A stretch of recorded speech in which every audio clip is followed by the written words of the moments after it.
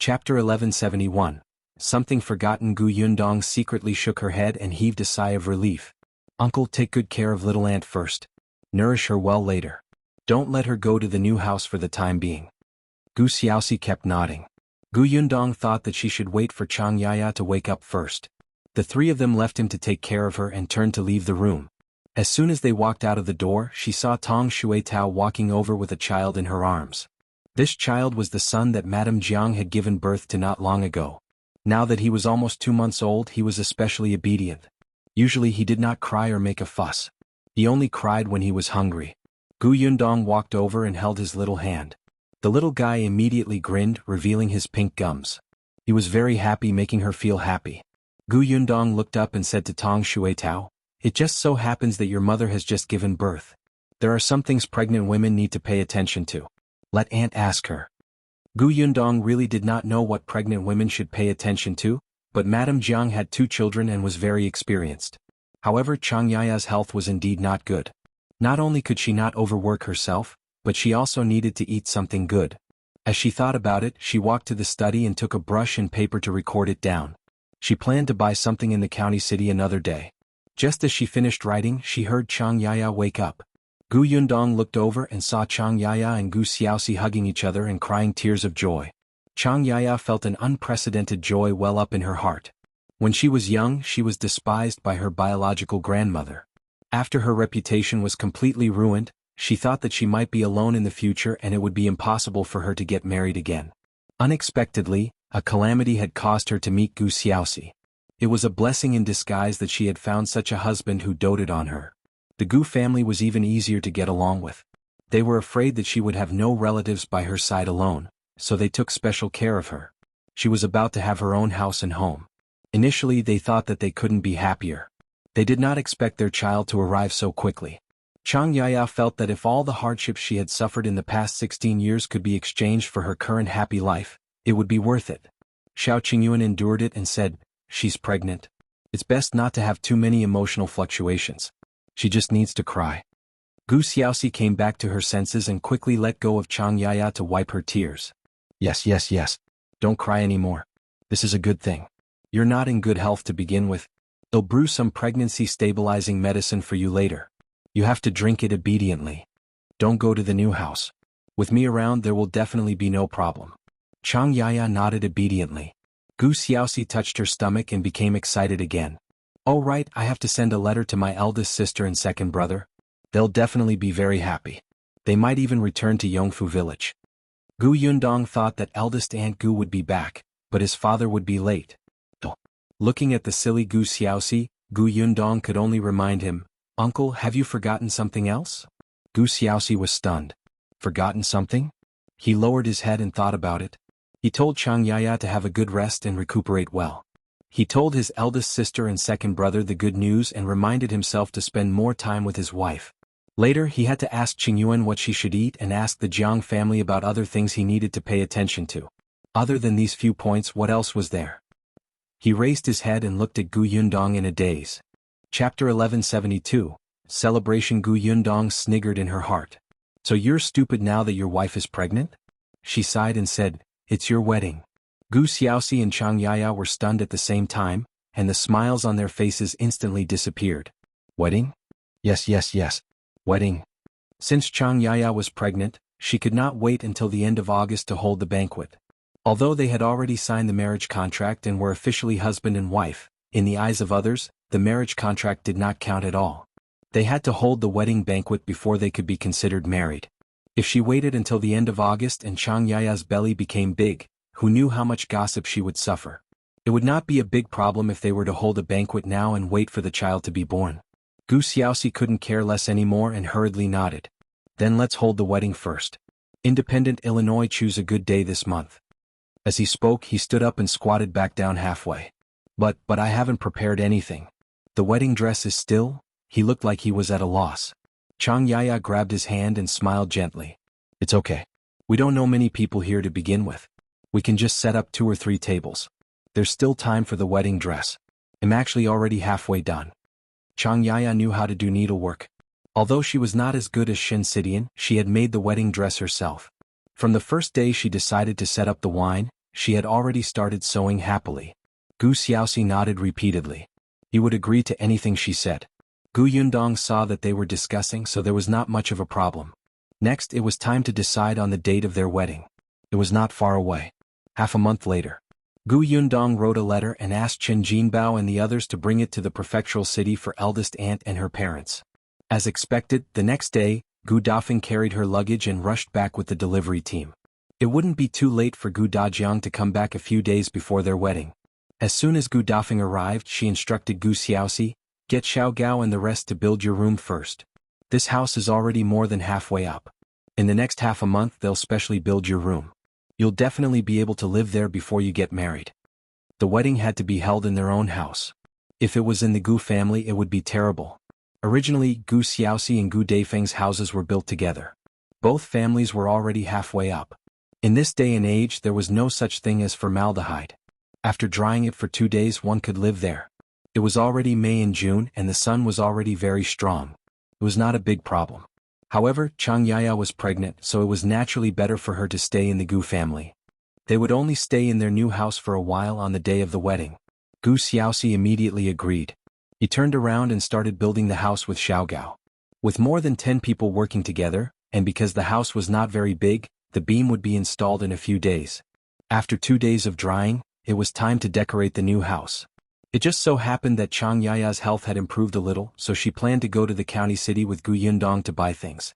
After all, she was getting married. There were some things that she needed to take a look at herself.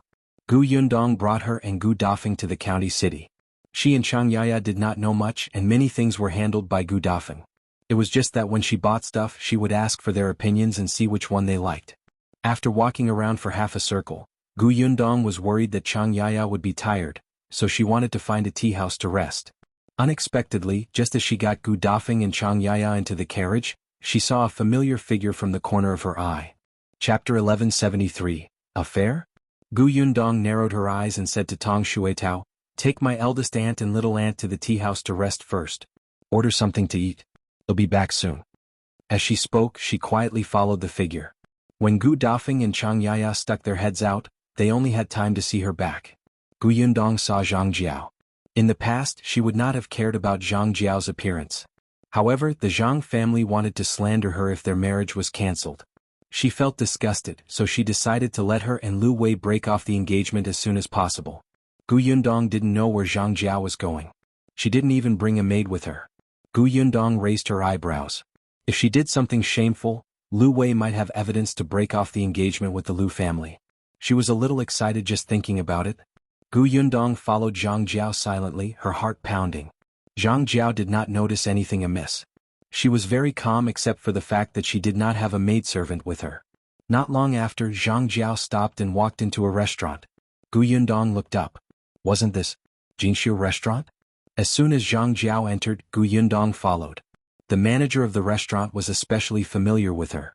When he saw her coming, he immediately wanted to greet her. Gu Yundong raised her hand and pressed it gently. The shopkeeper immediately understood and asked in a low voice, "Miss Gu, are you here for something? Where did that lady go?" Gu Yundong looked around but did not see Zhang Jiao. She was probably not in the lobby downstairs. As expected, the shopkeeper pointed upstairs and said, "In room 2. Room 2. What a pity. It's not the wing where I could have overheard the conversation last time." Gu Yundong sighed inwardly.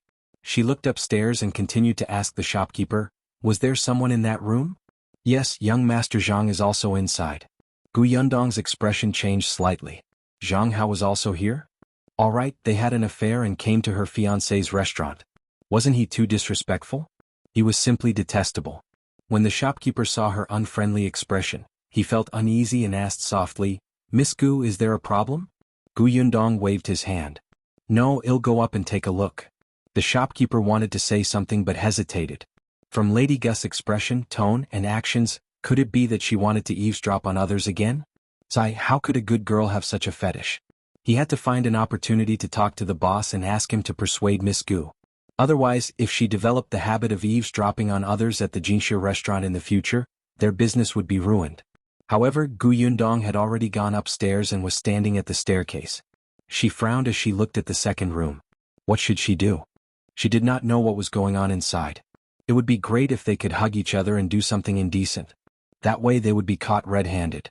Gu Yundong took 2 steps at the staircase. When she saw the waiter serve the food, she almost reached out to stop him. However, on second thought, Zhang Hao and his sister had seen her before. Even if she disguised herself as a waiter, she would be recognized immediately. If she couldn't go in, she couldn't play the recording pen. Therefore, she could only watch as the waiter pushed open the door of the room. After bringing the food in, he came out, closed the door and went downstairs. But just now, when Gu Yundong looked into the room, she did not see anything unusual about their actions. Chapter 1174. Very strange siblings. Gu Yundong secretly felt that it was a pity. She frowned and was at a loss. However, just as she was about to climb up to the roof to eavesdrop, the door to the second room actually opened. Gu Yundong immediately turned around and quickly hid behind a pillar. Sure enough, Zhang Hao and Zhang Jiao came out at the same time. Zhang Jiao said proudly, "Brother, don't think that treating me to a meal is enough as an apology. Alright. When we get back, I'll give you another gift, alright?" Zhang Jiao snorted. "That's more like it." As they spoke, they went downstairs one after another. Gu Yundong narrowed her eyes. She had not noticed it last time. Now that she knew that they had that kind of relationship, looking at their actions, they were really not as simple as being siblings. Their actions were more flirtatious. The problem was, if they were intimate, so be it. Why did they have to come to Jinxia restaurant? Who were they trying to annoy? After watching the siblings leave the restaurant, Gu Yundong hesitated for a moment before entering room number 2. The moment she entered, the first thing she saw was the table of dishes. That's right. They came out not long after the dishes were served. That was strange. What was the point of ordering food and not eating it? Could it be that they came to the restaurant to talk? But in such a short period of time they could not say much. It was very strange. Very strange. Gu Yundong glanced at the dishes on the table but could not see anything. She then looked around the entire room and felt that there was nothing unusual. It was a very ordinary room. Gu Yundong was observing when footsteps suddenly came from outside. She subconsciously wanted to hide, but after looking around she couldn't find a place to hide. In the end, she bent down and went under the table, flipping the tablecloth down. As soon as she put it down, she spat at herself in frustration. Why was she hiding? It was impossible for the Zhang siblings to be back. What was there to be afraid of? Sure enough, the footsteps quickly entered the door. Immediately after, the waiter's suspicious voice sounded. They didn't eat much on this table. What a waste. Before he could finish speaking, another waiter seemed to come in and said with a smile, "It doesn't matter. It's better if they don't eat it. Let us eat it. Look at this chicken. It hasn't been touched at all. It was personally cooked by the master. Let's split it half each. We can bring it home at night and heat it up for the family at home to try." That's true. Gu Yundong hid under the table. Should she go out or not? It seemed very awkward to go out. The 2 young men had just discussed bringing the leftovers home, but they did not expect her to hear them. And how could she, Gu Yundong, who was beautiful and intelligent and had the demeanor of a big sister in front of Lu Wei, be seen under the table? If Lu Wei found out, wouldn't he laugh at her? At the thought of this, Gu Yundong calmly squatted under the table. She planned to come out after the 2 of them packed up and left. The 2 of them were very fast. Each of them carried out a tray. Gu Yundong heaved a sigh of relief. Just as they were about to come out of the door, a voice came from the door again. "Bring me a pot of tea." The person outside the door seemed to want to enter this room and was standing at the door talking to the waiter who went out. The waiter nodded hurriedly. "Please wait a moment. I'll change the tablecloth and serve tea for you later." Gu Yundong's heart skipped a beat. Damn it, you still want to change the tablecloth? Wouldn't she be exposed? Chapter 1175. Problem. Gu Yundong was anxious. Unexpectedly, the next moment she heard the customer say, "No need to change. I'm thirsty. Hurry up and serve me a pot of tea." Gu Yundong was silent for a moment. Very good. I like this idea, but it's a little sloppy. However, why did this voice sound so familiar? Gu Yundong wanted to lift the tablecloth and look outside, but that person had already entered. He sat on the stool. Gu Yundong lowered her head and could only see his feet. The waiter outside the door left in a hurry. Not long after, he came in with a pot of tea. "Sir, your tea. What would you like to order?" That person waved his hand. "I'm waiting for someone. It won't be too late to order when my friend arrives." "Alright, take your time. If you need anything, just let me know." "Okay, you can leave." The waiter left and the door closed. Only Gu Yundong and the customer were left in the huge room. Gu Yundong's legs were a little numb from squatting. She wanted to move but did not dare to. However, her mind was racing. Who was this person? The voice was really familiar. She must have heard it before. Before she could figure it out, this person suddenly put down his teacup, stood up and walked to the side. Gu Yundong immediately held her breath. That person seemed to have walked to the door and was leaning against it to listen to the commotion outside. Then he gently locked the door. With a click, Gu Yundong suddenly tensed up. What was this person trying to do? Just as she was thinking this, she saw that person walk to the table again. After drinking a glass of water, he turned around again. Gu Yundong could only see his feet and determine if his back was facing her. Soon the pair of feet walked to the wall. From the direction of the shoes, the man was facing away from him. She didn't know what he was doing, but he started rustling against the wall. Gu Yundong endured it and finally lifted the tablecloth gently to look at that person. Gu Yundong only saw a back view, but she did not recognize who it was. However, she saw this person's actions clearly. He actually flipped over a calligraphy painting hanging on the wall and gently scraped it with a dagger. Gu Yundong narrowed her eyes. Was there something wrong with that calligraphy painting? However, right after that, she saw a slender piece of paper fall to the ground lightly. That person bent down. Gu Yundong was shocked. She quickly flipped the tablecloth over and quickly took out a mask from her space to cover herself. She stared at the tablecloth warily. Fortunately, that person did not notice her movements. He quickly picked up the note on the ground and walked to the table to read it. Gu Yundong did not dare to move. She only pricked up her ears to listen for movement. Unfortunately, nothing happened. After drinking the last cup of tea, that person stood up and opened the door of the room. The waiter quickly came over. "Customer, do you want to order?" "No need. Looks like my friend won't be coming. Erase the money for the tea." That person threw a small piece of silver to the waiter and left in a hurry. The waiter scratched his head and could only come in to clean up the table. Unexpectedly, just as he picked up the teapot, a figure suddenly rolled out from under the table. The waiter was shocked and almost screamed. Gu Yundong quickly jumped up and covered his mouth. Miss Gu?" The waiter was shocked. "Why are you here? When did you hide under the table?" Chapter 1176. A woman who had an affair? Gu Yundong was anxious about the person who left, so he glared at the waiter and said, "You didn't see anything just now, did you hear that? If you dare to say that you saw me, he'll get Lu Wei to fire you, and let you go home to eat your own food." Then she left in a hurry. The waiter looked like he wanted to cry but had no tears. He would not tell anyone. His mouth was very tight. Previously, he had discovered that Miss Gu was eavesdropping on others, so he had told the shopkeeper. Such a sincere, kind, and honest person was actually threatened by Miss Gu. He felt wronged. Gu Yundong had already rushed downstairs and left the restaurant. She did not even see the shopkeeper greet her. As expected, that person had not gone far. Gu Yundong heaved a sigh of relief. That person's footsteps were steady, and he did not seem to be in a hurry to do anything after receiving the note. He was very calm. When the other party turned the corner, Gu Yundong finally saw his face clearly. She couldn't help but narrow her eyes. It was him? The middle-aged man who had followed Tao Xing back then. A member of the Tao family? Gu Yundong pursed her lips tightly. The Tao family? The Zhang family? Tao Xing, Master Tao Zhanghao Zhangjiao. She suddenly recalled what Lu Wei had said to her.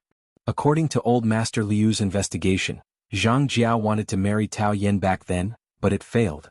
Gu Yundong could not figure it out and could only follow behind the middle-aged man. However, when they passed by the tea house, she suddenly heard a voice coming from upstairs.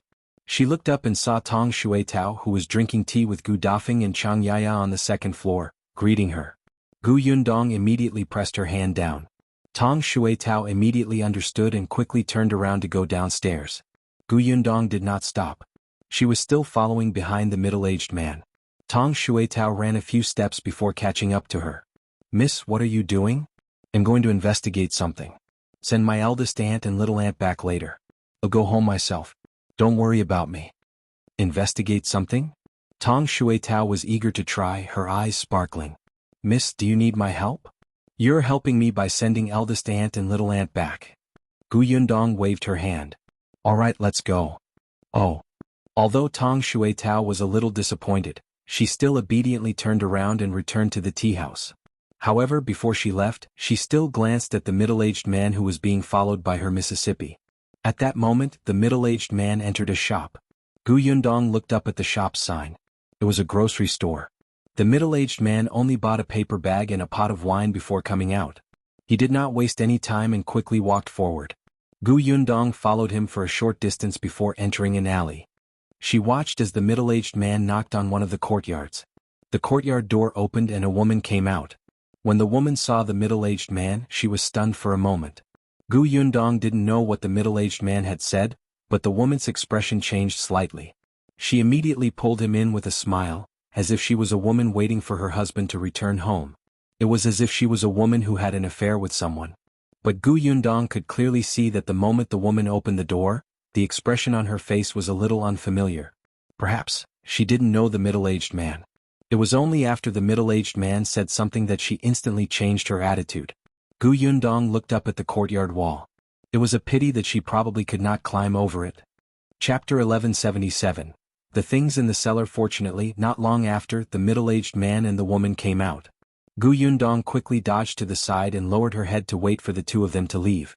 As soon as the two of them left, Gu Yundong stared at the courtyard door with burning eyes. After hesitating for a moment, she still hurried towards the courtyard. The door was locked. Gu Yundong glanced at it. It seemed that she still had to climb over the wall. She walked around half a circle and found a corner where no one was going in or out. She raised her foot and flipped in. As soon as she landed, her entire body tensed up. The courtyard was quiet. There was no movement at all. There were no flowers or vegetables in the courtyard. There were no chickens or ducks. It was clean. Gu Yundong walked inside and entered the central room. The central room was more lively. On the table in front of her was the wine pot and paper bag that the middle-aged man had brought over. There was also a cup of tea on the table. There were not many things in the entire house. After Gu Yundong finished looking at the central room, she went to the left wing. Other than the bed and cabinet, there were 2 boxes in the room. Other than that, there was nothing special. It was the same in the right wing. There were only a few pieces of the woman's clothes and daily necessities. Gu Yundong went to the kitchen again. The kitchen looked like someone had cooked before. There were 2 dishes on the table, but they were already cold. After walking around, there was nothing special about it. But why did that middle-aged man come in?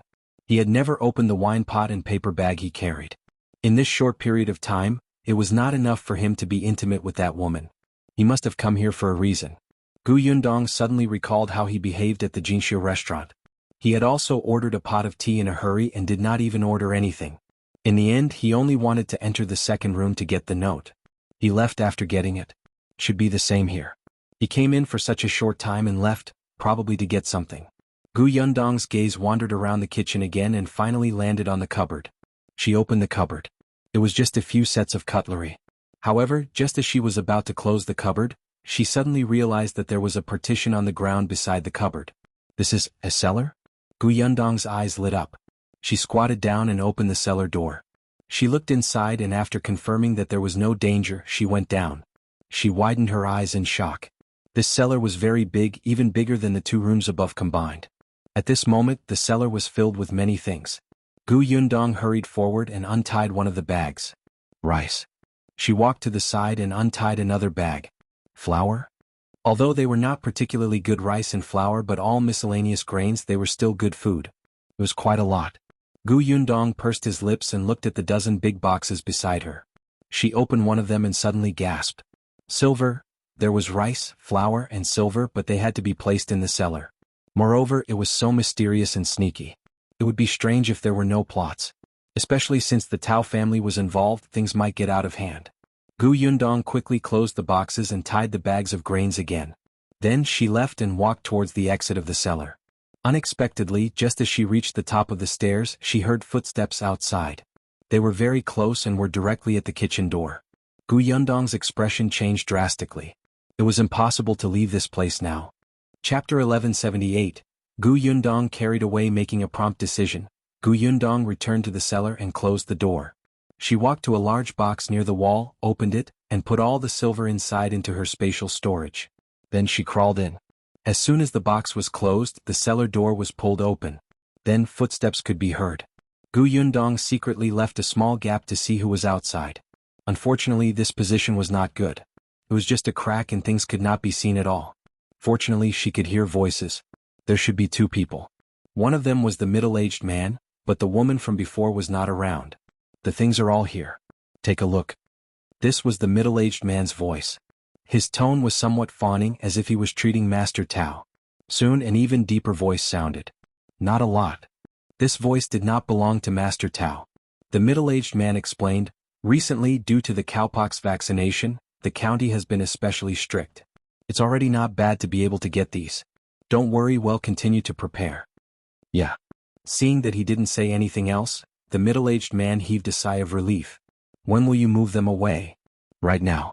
Some of them first, the man said as he untied the cloth bag and began to examine it. Gu Yundong's heart tightened when she saw him approaching.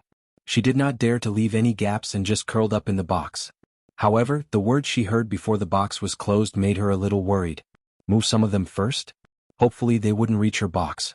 The middle-aged man said, all right, then I'll leave first. I'll leave this to you. Go out and explain to the people outside. Get someone to drive the carriage to the back door. Yes. Gu Yundong could not hear the rest of the sentence clearly. She did not know if the two people outside had left. She could only wait quietly in the box. However, the box was sealed. If one stayed for too long, they would lack oxygen, making it difficult to breathe. If this continued, she might not be able to hold it in anymore and open the box. Gu Yundong frowned. She closed her eyes and started rummaging in her space. After searching for a while, she saw the oxygen bags in the corner. She was instantly delighted and secretly heaved a sigh of relief. Previously, when she was hoarding medicine in her space, she would throw everything into her space. There were many portable oxygen tanks and bags used to deal with high-altitude reactions. They were finally useful now. Gu Yundong heaved a sigh of relief and tied the oxygen bag. Soon there was a huge commotion outside. It seemed that several people had come. Gu Yundong frowned. Someone was helping them? It seemed like they were really preparing to transport these things out. She thought for a moment and took out a portion of the silver she had stored in the space. It wouldn't be good if they moved to this box and realized that it was too light and became suspicious. However, what she was afraid of came true. Gu Yundong quickly realized that the two boxes in front of her had been moved away. Immediately after, someone picked up the big box she was in. Gu Yundong wanted to cry. It was really an unlucky day. She had to be on tenterhooks wherever she went. The feeling under her body suddenly lightened. She knew that the box she was in had been moved out. Gu Yundong did not dare to move, afraid that someone would accidentally drop the box. She felt movement up the stairs. They must have left the cellar. Then they walked forward unsteadily. In the end, the two of them lifted the box and carried it to the carriage. Chapter 1179. Sleeping out in the wild, Gu Yundong's head was hit and she almost cried out. After she recovered, she let out a soft breath. They should be outside now.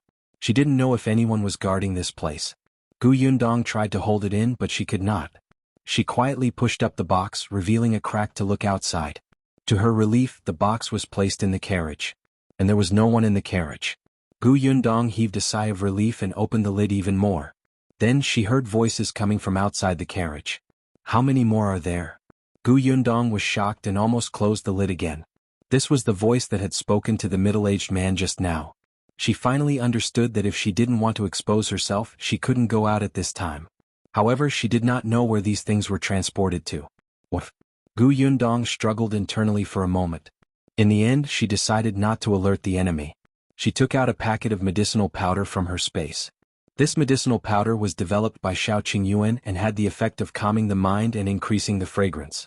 The fragrance was mild, but it was enough for Big Black to keep track of. Gu Yundong pushed the lid open a little and listened. The voice was on the left. She opened the medicine bag and scattered the powder out of the window on the right. After emptying a bag, she scattered some in the corner of the carriage.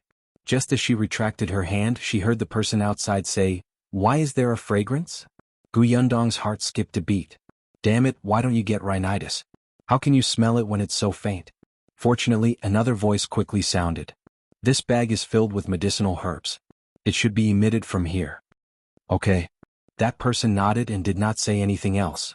Gu Yundong heaved a sigh of relief. She closed the box and retied the oxygen bag. Medicinal herbs? She didn't have the time to see them. Soon, she felt the carriage move as if it had already begun its journey. Gu Yundong reckoned that these people might pretend to be merchants and leave the city gate. The food, gold, and silver in the cellar were not all transported. Unfortunately, she couldn't hear what was going on outside. She huddled in the box, hugging the oxygen bag as she sauntered forward. After an unknown period of time, Gu Yundong could feel that the speed had suddenly increased. They should have left the city. She was a little anxious. Fortunately, there were many goods in the car. No matter how fast it was, it could not be too fast. After a long time, Yundong felt hungry. She took some food from the space and drank some water before continuing to travel unsteadily. The carriage did not stop at all. After a moment of silence, Yundong realized that there was probably no one in the carriage. Only 2 people were driving on the shaft outside. Therefore, she would occasionally open the lid a little to let in some air and sprinkle some medicinal powder. Fortunately, she had brought a lot of medicinal powder with her, so it was convenient to store them in her space. The box she was in was also moved out later, so it was piled on top of another box. There was nothing above her head, so it was not troublesome to push open the lid. She just couldn't stretch her body and her back hurt terribly. Gradually, the sky began to darken. Yundong frowned. Why didn't the carriage stop? Just as she thought this, the carriage suddenly stopped. Yundong quickly closed the box again, leaving a small gap. She vaguely heard someone outside say, "Eat something first. Well, sleep here overnight. Everyone be vigilant." Yundong's face lit up. It was good to sleep in the open. Chapter 1180. Drugged soon, someone shouted as they got into the carriage to get pots, bowls, food and other things. Yundong hid in the box and did not move. She waited until there was no movement outside before quietly opening a crack. The commotion outside lasted for a while before it quietened down. Yundong vaguely heard someone instruct others, "The 2 of you will keep watch tonight. Be careful and don't fall asleep." "Yes, sir," 2 figures answered. Then there was another rustling sound. Not long after, it was completely quiet outside. Yundong exhaled slightly and listened carefully for a while before completely opening the lid of the box. He quietly lifted a corner of the carriage curtain and looked outside. The light on the left was a little bright. Yundong looked at a fire not far away. These people were all men and were not particular. They directly spread some hay or hide beside the fire and lay down to sleep. There were not many people, about 5 of them. At this moment, their snores were already deafening and they were sleeping very soundly. There were 2 other people not far away. They should be on night watch tonight. What Yundong found troublesome was that the 2 of them had been walking around the carriages. At this moment she also saw clearly that other than the carriage she was in now, there was another carriage. The rest were 3 carts with food and medicinal herbs. She let go and turned her head to the window to her right. This side was much darker. Not far away it seemed to be a forest. The branches were indistinct under the wind and it was a little scary. After checking the environment, Yundong looked away and frowned in thought. If she wanted to go out, she had to at least defeat these 2 people. Even if she couldn't put down 2 of them, she had to deal with 1. But how could she do this without arousing their suspicion?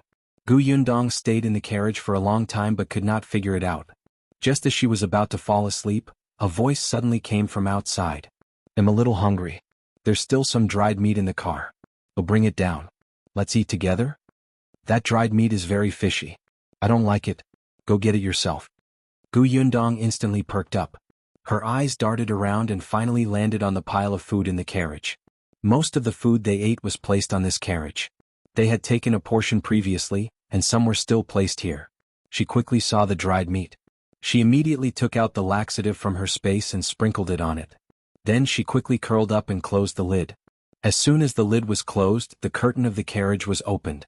A man took 2 large pieces of dried meat and went out again. Fortunately, it was dark. The man did not notice that the dried meat had been sprinkled with powder. He picked it up and ate it in big mouthfuls. Yundong heaved a sigh of relief, revealing a slit. She could vaguely hear the voices of the people outside. "Are you really not eating it? This thing is not easy to get. It's already dried meat and doesn't have any taste. Eat your food. I'll look around." Yundong waited quietly. Sure enough, not long after, that person suddenly grunted and pulled the other person over. "My stomach hurts. I'll go over there to take care of it. You watch over here first." "Did you eat something bad?" "Probably. Oh, I can't take it anymore. I'll go into the forest first." That person ran away quickly. The other person shook his head and placed the dried mutton back into the carriage to continue his night duty. Source: Com, updated by Novlov. Com. If you find any errors, ads pop up, ads redirect, broken links, non-standard content, etc., please let us know reports so we can fix it as soon as possible. Chapter 1181. Shao Qingyuan is here. Yundong took this chance to climb out of the box silently.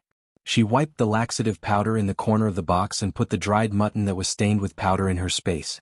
Then she carefully pulled a corner of the curtain. Her gaze landed on the man on night duty. When he walked with his back facing her and her vision was blocked, she agilely got down from the carriage. The person turned his head quickly. Gu Yundong hurriedly lowered her body and slowly moved backwards. However, the person walked back. Gu Yundong's heart sank. She hurriedly lowered her body and shrunk to the side of the horse carriage. As they got closer, Gu Yundong shrunk smaller and smaller. Fortunately, the sky was dark, so the person didn't realize that there was another person hiding on the other side of the carriage. He walked over. Gu Yundong heaved a sigh of relief and walked towards the handcart in front. It was as if she was walking in circles with the person. When the person reached the end, Gu Yundong finally found an opportunity to sneak into the forest. She knew that there was another person in the forest, so she walked in the opposite direction. Gu Yundong finally heaved a sigh of relief after she left this area. She's finally out. She started walking back. After a long distance she stopped. Since she was already here, Gu Yundong wanted to figure out their destination. If not, she would have suffered for nothing. Actually, it was much more convenient to go directly in the horse carriage. She wouldn't need to walk at all. However, the box was uncomfortable. Eating and sleeping were alright, but a person had to answer nature's call, right? Gu Yundong found a rock and sat down. She ate some food and drank some water. She finally felt at ease. She wondered how her family was. Her eldest aunt and uncle would definitely be worried. However, with brother Shao around, he should be able to pacify them. However, she didn't know that Shao Qingyuan was riding his horse over hurriedly. In front of the horse, Big Black was rubbing its nose and trotting forward. Big Black was agile and smart. However, it had been injured before, so its legs were inconvenient. Thus, after running for some distance, Shao Qingyuan would carry him on his horse. He didn't set off too late. After chasing for some time, he got closer and closer. Gu Yundong soon heard the sound of horse hooves. It was soft, but it was exceptionally obvious in the silent night. She immediately stood up from the rock and ran to the bushes behind to hide. They sounded like two horses. She wondered if they were related to the group of people in front. Just as she was thinking about this, the sound of horse hooves got closer. Then they suddenly stopped not far away from her. Gu Yundong clenched her fist slightly. She had already prepared the arrow in her hand. Shao Qingyuan, who was sitting on his horse, could only see the bushes moving slightly. It was as if someone was lying in ambush. He immediately took the bow behind his back and pulled the bow. He aimed at the pitch-black area. "Come out." His voice was cold. Gu Yundong, who was in the bushes, was stunned. She immediately put the arrow away and stood up happily. "Brother Shao." A smile appeared at the edge of Shao Qingyuan's lips. He put down his bow and leaped down from his horse. Then he ran towards her with large strides. "Yundong, are you all right?" Shao Qingyuan held her hand nervously and touched her face. He then looked at her carefully. After confirming that she wasn't injured, he pulled her into his arms. Source: Com, updated by Novlov. Com. If you find any errors, ads pop up, ads redirect, broken links, non-standard content, etc. Please let us know reports so we can fix it as soon as possible. Chapter 1182. Block his mouth. Gu Yundong stretched out her hand and hugged his waist tightly. "I'm fine. I'm fine." Shao Qingyuan's anxious heart finally calmed down when he saw her. He couldn't control himself and patted her perky butt. He frowned and said, "Why are you taking the risk alone again? Can't you come back and tell me first? I will accompany you wherever you want to go. If you meet danger when you're alone, I will regret it." Gu Yundong twisted her body awkwardly. She raised her head and snorted. "I didn't want to take any risk. The situation was a little complicated. I didn't have the chance to escape." She really wanted to go out and look for Wenzheng after seeing the things in the basement. Then she didn't care about this matter anymore. But when she was thinking of going out, the people outside came in. She could only hide in the alley and get carried into the horse carriage before coming here. Gu Yundong raised her head. She saw that he still had lingering fears and felt a little guilty. She touched his face. "I'm sorry. I will discuss it with you immediately in the future. I won't let you worry." Shao Qingyuan lowered his eyes and sighed secretly. He pressed her head against his chest and said in a hoarse voice, "If there's a next time, you will be grounded for half a year." Grounded? This was too cruel. Gu Yundong pouted. Just when she was about to refute, a shadow fell on her head. Shao Qingyuan bit the edge of her lips and snorted. "You seem unconvinced." He gave her a "you can say it if you're unconvinced, but let's see if he'll let you talk" look. Gu Yundong immediately shook her head. "I'm not." Shao Qingyuan felt a little regretful.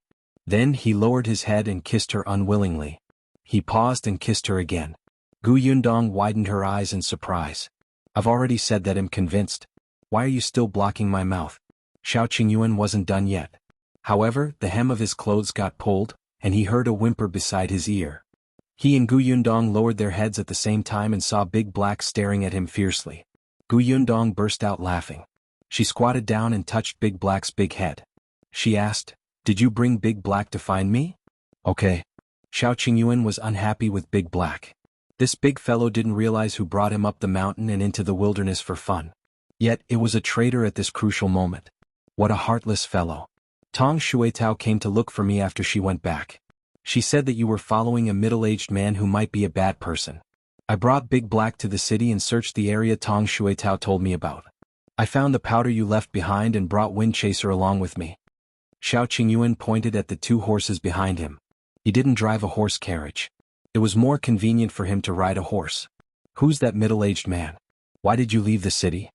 Gu Yundong pulled him to a rock at the side and sat him down. She knew that he had rushed over in a hurry the moment he heard her news. He must have never rested or eaten along the way. Thus, she pretended to take out a cloth bag from the bushes and passed the buns, pastries and water bags over. Eat something first. I'll explain to you slowly. I took them from their carriage when I escaped. Eat them quickly. Big Black can eat some too. She took some dried meat and placed it in front of Big Black. The big guy rubbed his chin against her palm and started eating happily. Shao Qingyuan squinted slightly as he looked at the food in her hand. Source: Com updated by Novlov. Com if you find any errors, ads pop up, ads redirect, broken links, non-standard content, etc. Please let us know reports so we can fix it as soon as possible. Chapter 1183. Everything makes sense. Did she manage to get the food from their carriage? However, if a normal person wanted to escape, they would focus all their energy on running. How could they divert their attention to search for food? There were so many items. If she brought them along when she ran away, they would become a burden easily. They might drag her down and expose her location. Shao Qingyuan knew that Gu Yundong had a secret. He knew it when the 4 jars of wine disappeared and reappeared on the way back to the Tao family. But if Yundong didn't want to tell him, he would pretend that he didn't know. Shao Qingyuan smiled. He took out a warm bun and stuffed it in his mouth. Gu Yundong lowered her head slightly and pursed her lips tightly. She continued feeding Big Black. After Big Black finished eating, she raised her head and told him about her encounter with Zhang Jiao and the middle-aged man. Shao Qingyuan listened and ate at the same time. His expression turned more and more serious. After Gu Yundong finished speaking, she couldn't help but guess. Do you think the Tao family hasn't made any moves recently because the Zhang family is helping them? It's possible. Wenzheng sent someone to keep an eye on the Tao family, but he didn't expect the Zhang family to be the one he should pay attention to. These two families are in cahoots. Gu Yundong rubbed Big Black's head and nodded. Also, according to Uncle Liu's investigation, the Zhang family wanted to marry into the Tao family at first. They wanted Zhang Jiaojiao to marry Tao Yan. Now that I think about it, it makes sense. Zhang Jiaojiao and Zhang Hao have an ambiguous relationship. If she marries Tao Yan will get betrayed by his wife again. He won't even have the face to go out after getting cheated on. Master Tao will then suppress him again and everything will go according to plan. Unfortunately, Tao Yan used some method and the marriage didn't happen. That was why the Zhang family had their eyes on the Liu family. The Liu family had a powerful background in the capital, and their background was the emperor's trust. If the Tao family was behind all this, it made sense. Everything made sense. Did you say that there's a lot of food, herbs, and silver in the basement? Gu Yundong nodded. Yes. Did you see any weapons? Not really. Gu Yundong noticed his serious expression and asked in a soft voice, do you suspect that they are preparing to rebel? The last word was very soft. Gu Yundong had no choice but to think this way. Only troops raised privately would need to transport large amounts of rations secretly. It looked like they had to make this trip and figure out where those people were transporting the items to. The current emperor was a wise one. She had a deep relationship with Wenzheng. Who knew if she would become a thorn in other people's eyes if the emperor was changed? There were some things she had to get involved in. After agreeing with Shao Qingyuan, Gu Yundong relied on him to rest temporarily. After dawn, the two of them led their horses and followed behind. Before Gu Yundong left, she tampered with the carriage. Hence, with Big Black's help, she had no problem tracking them. After following them for 2 days, the leader, Big Black, went straight up the mountain. Up the mountain? Gu Yundong and Shao Qingyuan exchanged glances with each other and followed it hurriedly. The journey was full of twists and turns. It was really difficult.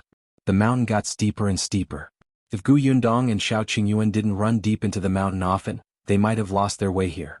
After walking for a day, they finally found traces of someone in front. They had caught up with the group of people. The group of people stopped at a slightly flatter area. Someone ran over excitedly. "You're back."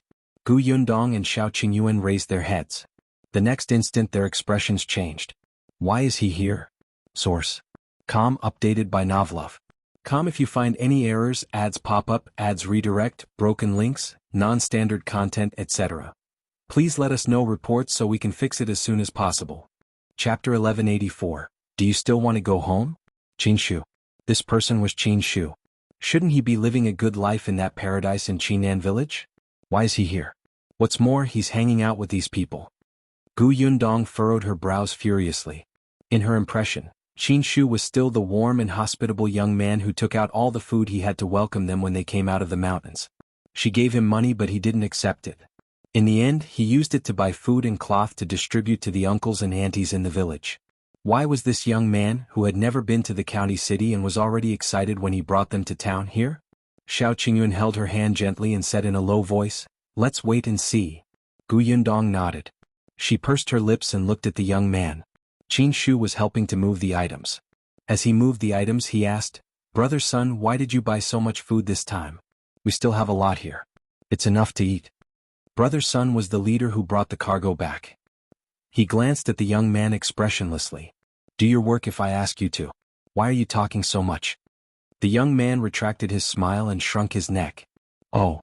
Then he went to carry the food obediently. Gu Yundong and Shao Qingyuan exchanged glances with each other. They stared at Qin Shu as he carried the bag and walked in. After some time he hurried out and carried the next sack. When Brother Sun disappeared, the other person beside Qin Shu bumped into him and said, "You know that Brother Sun has a bad temper, and why do you have to speak to him?" Qin Shu was carrying a bag on his shoulder. He sighed when he heard this and said, "I just wanted to ask Brother Sun when I can go home. I've been here for 3 months. Why can't I go down the mountain? I want Brother Sun to bring me along when he goes down the mountain next time. You can eat your fill and wear warm clothes on this mountain, but there isn't even a place to buy things." The person at the side snorted. "You still want to go home? Don't you want to?" The person laughed again and shook his head. He ignored Qin Shu and turned to leave. Qin Shu stared at his back view absent-mindedly. Why did the guy leave before he finished speaking? Just as he was thinking about this, someone called him. He hurriedly carried his cloth bag and followed the person. Their conversation wasn't loud, but it still entered the ears of Gu Yundong and Shao Qingyuan clearly in the silent forest. Based on what Qin Shu said, he has only been here for 3 months. He doesn't know what these people do, Gu Yundong said softly. However, she heaved a sigh of relief in her heart. Shao Qingyuan nodded. Lure him over secretly later and ask him for the reason. The two of them waited quietly. The things in the carts were all moved in. Brother Sun ordered 2 people to pull the carriages down the mountain and went in himself. Qin Shu was the last to come out.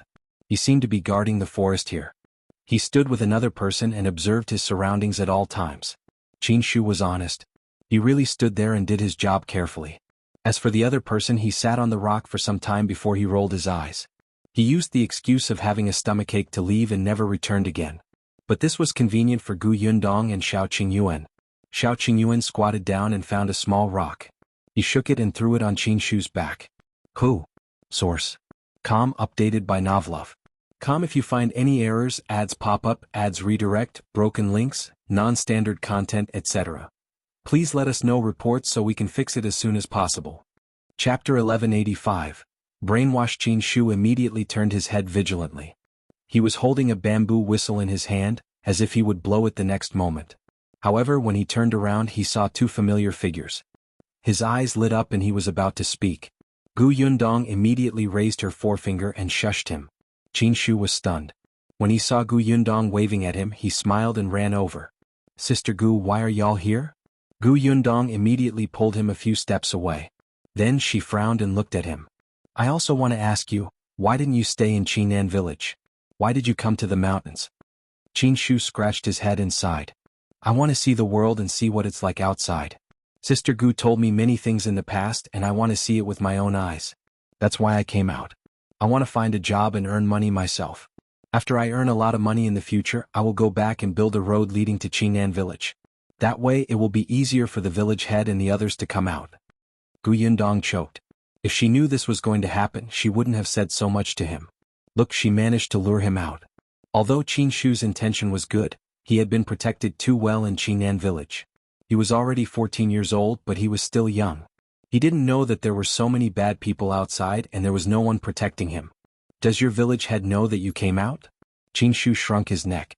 Gu Yundong immediately understood. As expected, if village chief Qin knew about this, he wouldn't feel at ease letting him travel alone. He might be scolding her in his heart. Then why are you here? Qin Shu hurriedly said, I met brother Sun in the neighboring county city. He was busy moving the goods, so I went to help him. I even asked him if he needed manpower. I wanted to find a job. I didn't need a lot of salary as long as I'm provided with food and lodging. A little money is enough. Brother Sun promised me when he saw how hardworking I am. Gu Yundong and Shao Qingyuan felt the corners of their lips twitching. Move the goods?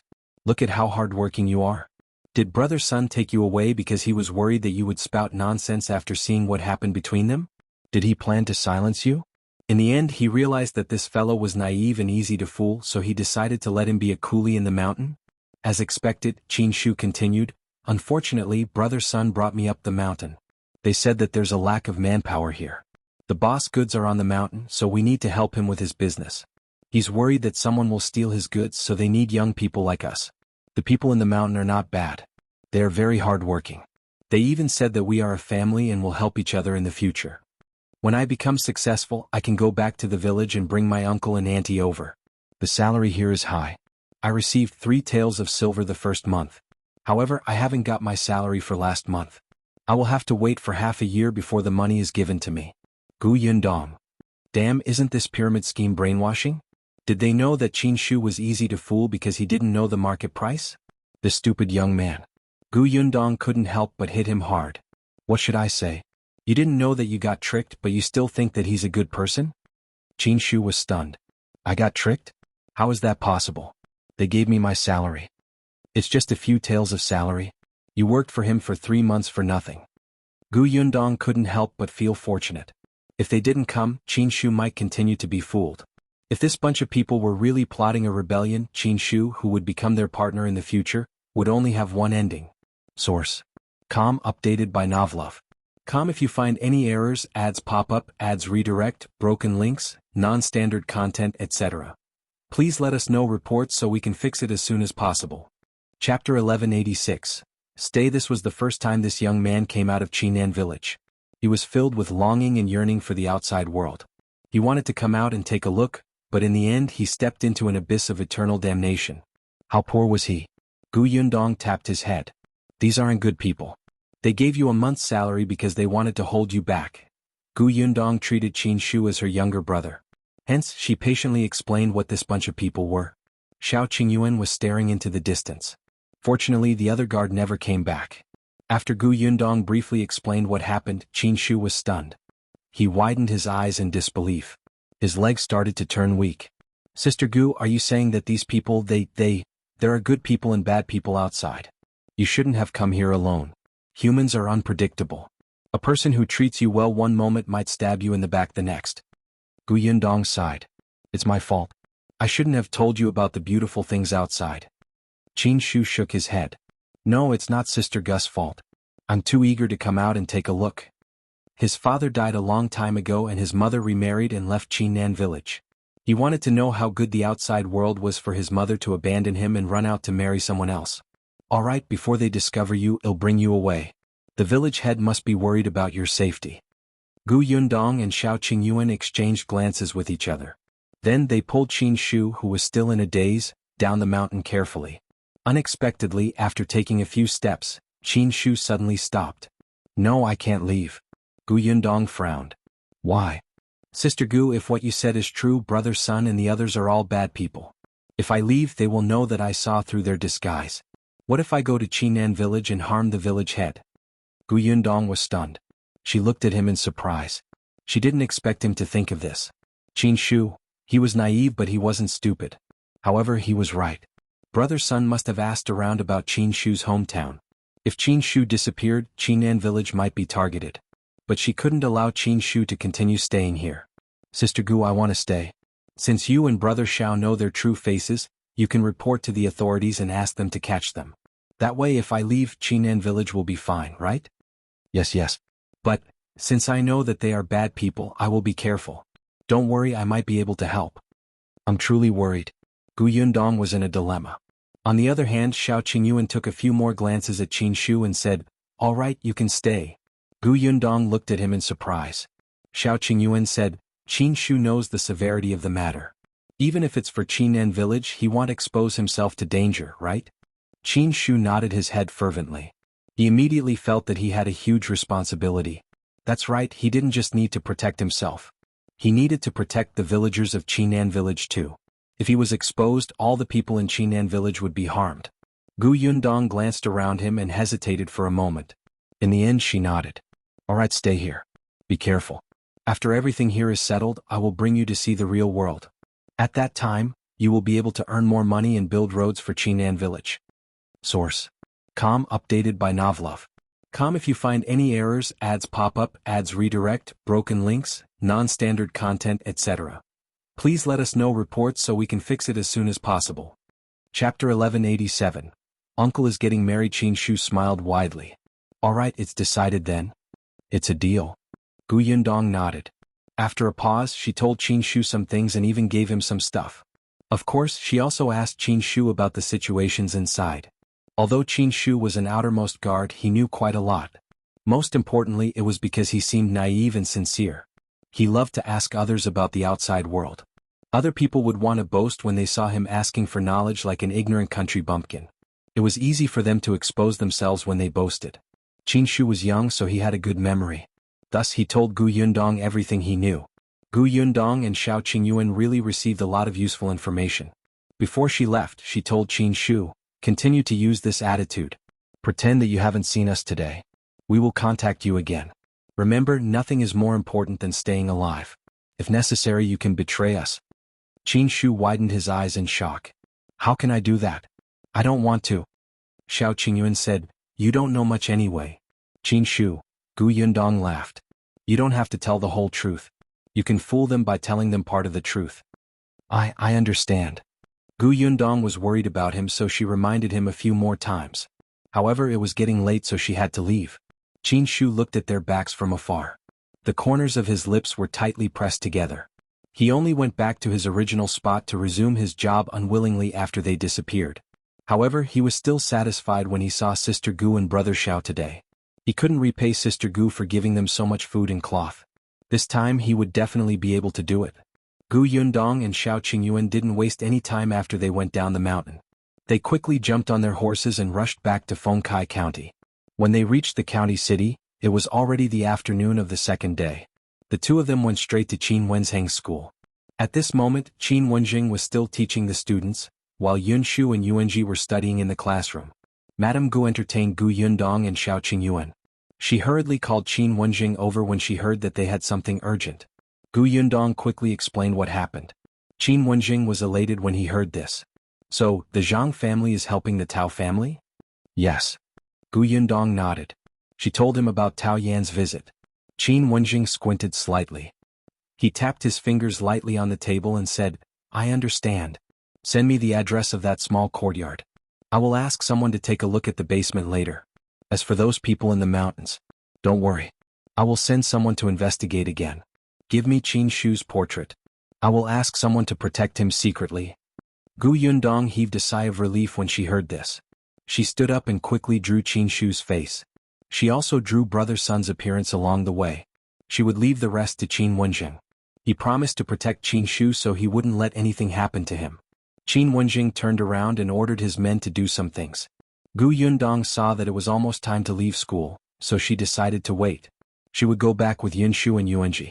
Yunshu knew that her elder sister was here, so she ran over happily. "Sister, you're finally back. Tomorrow is Uncle's wedding day. If you don't come back, you won't be able to make it." Yundong was shocked. She counted the days and slapped her forehead. Yes. Tomorrow was the big day. She almost couldn't rush back. Source: Com updated by Novlov. Com if you find any errors, ads pop up, ads redirect, broken links, non-standard content, etc. Please let us know reports so we can fix it as soon as possible. Chapter 1188. Confession. Gu Yundong and Shao Qingyuan hurriedly left the school with the two little kids. They went to Dongyi Academy to fetch the Nyo Dan brothers before rushing back to Yongfu village. As expected, the moment she entered the village, she saw Gu Xiaoxi's newly built house with the word happiness pasted in red. There were also red lanterns hanging in front of the door. The entire house gave off a happy vibe. It was the same for the Gu family. Tomorrow was the big day, so there were busy people everywhere. Eldest Aunt Gu stood at the door and gave instructions. Why isn't there a red cloth covering the wine jar? Shuetao, is the red cloth with you? And that chair, who's in charge of the red cushions? Oh my memory, Euro. As she spoke, she turned around and saw Gu Yundong and the others. She was elated and ran over. Yundong, Qingyuan, are you finally back? Eldest aunt. Gu Yundong alighted the carriage. Sorry to make you worry. Of course I was worried. If Qingyuan didn't say that you were busy with business, your uncle wouldn't have the heart to get married. Eldest Aunt Gu patted her. Oh right, your father came back yesterday too. He's inside. They walked in as they spoke. As expected, Gu Dajiang was standing in the central room.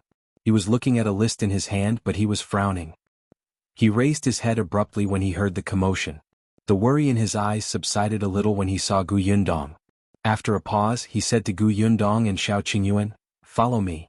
Gu Yundong and Shao Qingyuan exchanged glances with each other and followed Gu Dajiang into the study. Tell me what happened? The moment the door closed, Gu Dajiang raised his head and looked at them with a stern expression. I asked Shuetao and she said that you followed a middle-aged man and never came back. I went to look for Master Qin later and he said that you were helping him on a task and it's nothing serious. What's the matter? Gu Yundong was stunned. Gu Dajiang had just reached home yesterday afternoon. The moment he came back, he asked Tong Shuetao and then he went to look for Qin Wenzheng again. He must be extremely anxious. However, Qin Wenzheng didn't tell them about this. He didn't know where she went either. He probably told Gu Dajiang a lie to comfort him. He must have sent someone to look for her and brother Shao. Gu Yundong felt warm in her heart. She walked to Gu Dajiang's side and held his arm. She smiled and said, Dad, you're the best. Gu Dajiang couldn't maintain the stern expression on his face anymore. He pushed her head and said, Tell me quickly. Gu Yundong coughed lightly. She didn't plan to hide it from Gu Dajiang. Her father was going to take the imperial exam. This was something he should know. The things he met in the future might be even more troublesome and serious. He should be mentally prepared. What's more, after these 2 years of experience, his father was no longer the ordinary villager who was suppressed by leader Gu and the others in the Gu village. Thus, she told him the entire story of the Tao and Zhang families. Gu Dajiang was stunned when he heard it. This was such a serious matter? He didn't know what to say for a long time. After some time, he finally digested all the information. He patted Gu Yundong's shoulder and said, You did well. This kind of treasonous and rebellious person who tried to destroy the peace of our country should be eradicated as soon as possible. He paused for a moment before frowning. However, Qingyuan is right. You can't take the risk alone the next time something like this happens. Source. Com updated by Novlov. Com if you find any errors, ads pop up, ads redirect, broken links, non-standard content, etc. Please let us know reports so we can fix it as soon as possible. Chapter 1189. It wasn't instigated by Sister Gu Yundong immediately agreed. She promised that if this happened again she wouldn't rush forward alone. Gu Dajiang looked at her. He wanted to say something but he remembered that his daughter was getting more and more capable. She knew more things than he did so he felt a little dejected. In the end he left without saying anything. Gu Yundong was stunned when she saw him leaving. She asked Shao Qingyuan in confusion, What happened to my father? He knows that you're fine so he's going to prepare for younger uncle's wedding, Shao Qingyuan said firmly. Gu Yundong felt that it made sense. Let's go and help too. That night the Gu family worked very late. They were afraid that they would miss something during tomorrow's banquet. Gu Xiaoxi was so excited that she didn't sleep the entire night. She paced back and forth in her new house alone. She held the oil lamp in her hand and inspected the front and back of the house. Chang Yaya got married from the Gu family. She was pregnant so others could take good care of her in the Gu family. Thus, early in the morning Chang Yaya dressed up at the Gu residence. She had just changed her clothes and put on her makeup when the sound of the groom came from outside. Gu Xiaoxi had only been in Yongfu village for a month, but he had a good personality and was young and energetic. He had a good relationship with the villagers. This time, not only did he bring Shao Qingyuan along, but he also brought Lu Wei who loved to join in the fun, and the other 2 young men from the village. It was quite lively. Yunshu and the other children were blocking the door with Tong Shuetao, Shuirong and a few others. No one knew which side they were on, but they were extremely excited. They only opened the door after grabbing all the red packets in their hands. When Gu Xiaoxi came in, he pulled Yunshu's hair forcefully. "He'll settle the score with you later." Fortunately, he brought a group of people with him. In the end, the ones blocking the door were some children. No matter how good they were, it was useless. They couldn't push the door with force either. What if they hurt the children? Yunshu took the red packets happily and snorted. "I won't tell you that someone instigated this." Gu Yundong, who was standing not far away and watching the show. "Come over here. I promise I won't beat you to death." As expected, when Gu Xiaoxi heard this sentence, he shifted his gaze to her. Gu Yundong looked up at the sky. "The weather is not bad today. It's a suitable day to get married. Little uncle, you will definitely be able to live a happy life with little aunt in the future." Gu Xiaoxi pointed at her from afar. "Don't forget that you're getting married in August." Shao Qingyuan, who was standing behind him, asked, "Little uncle, are you making things difficult for me? Will you block the door for me?" That's right, he was the one fetching the bride, not his irritating niece. Lu Wei laughed loudly behind them. He hurriedly pushed Gu Xiaoxi forward and said, "Let's go and fetch the bride first." Gu Xiaoxi threw everything to the back of her mind and ran to Chang Yaya's room in a hurry. Chang Yaya was wearing a red wedding gown with a red veil covering her head. No one could see what she looked like. However, her hands on her knees were clenched tightly. She was extremely nervous too. Gu Xiaoxi was already standing at the door. He stopped in his tracks instantly and scratched his head as he laughed awkwardly. The other people were elated.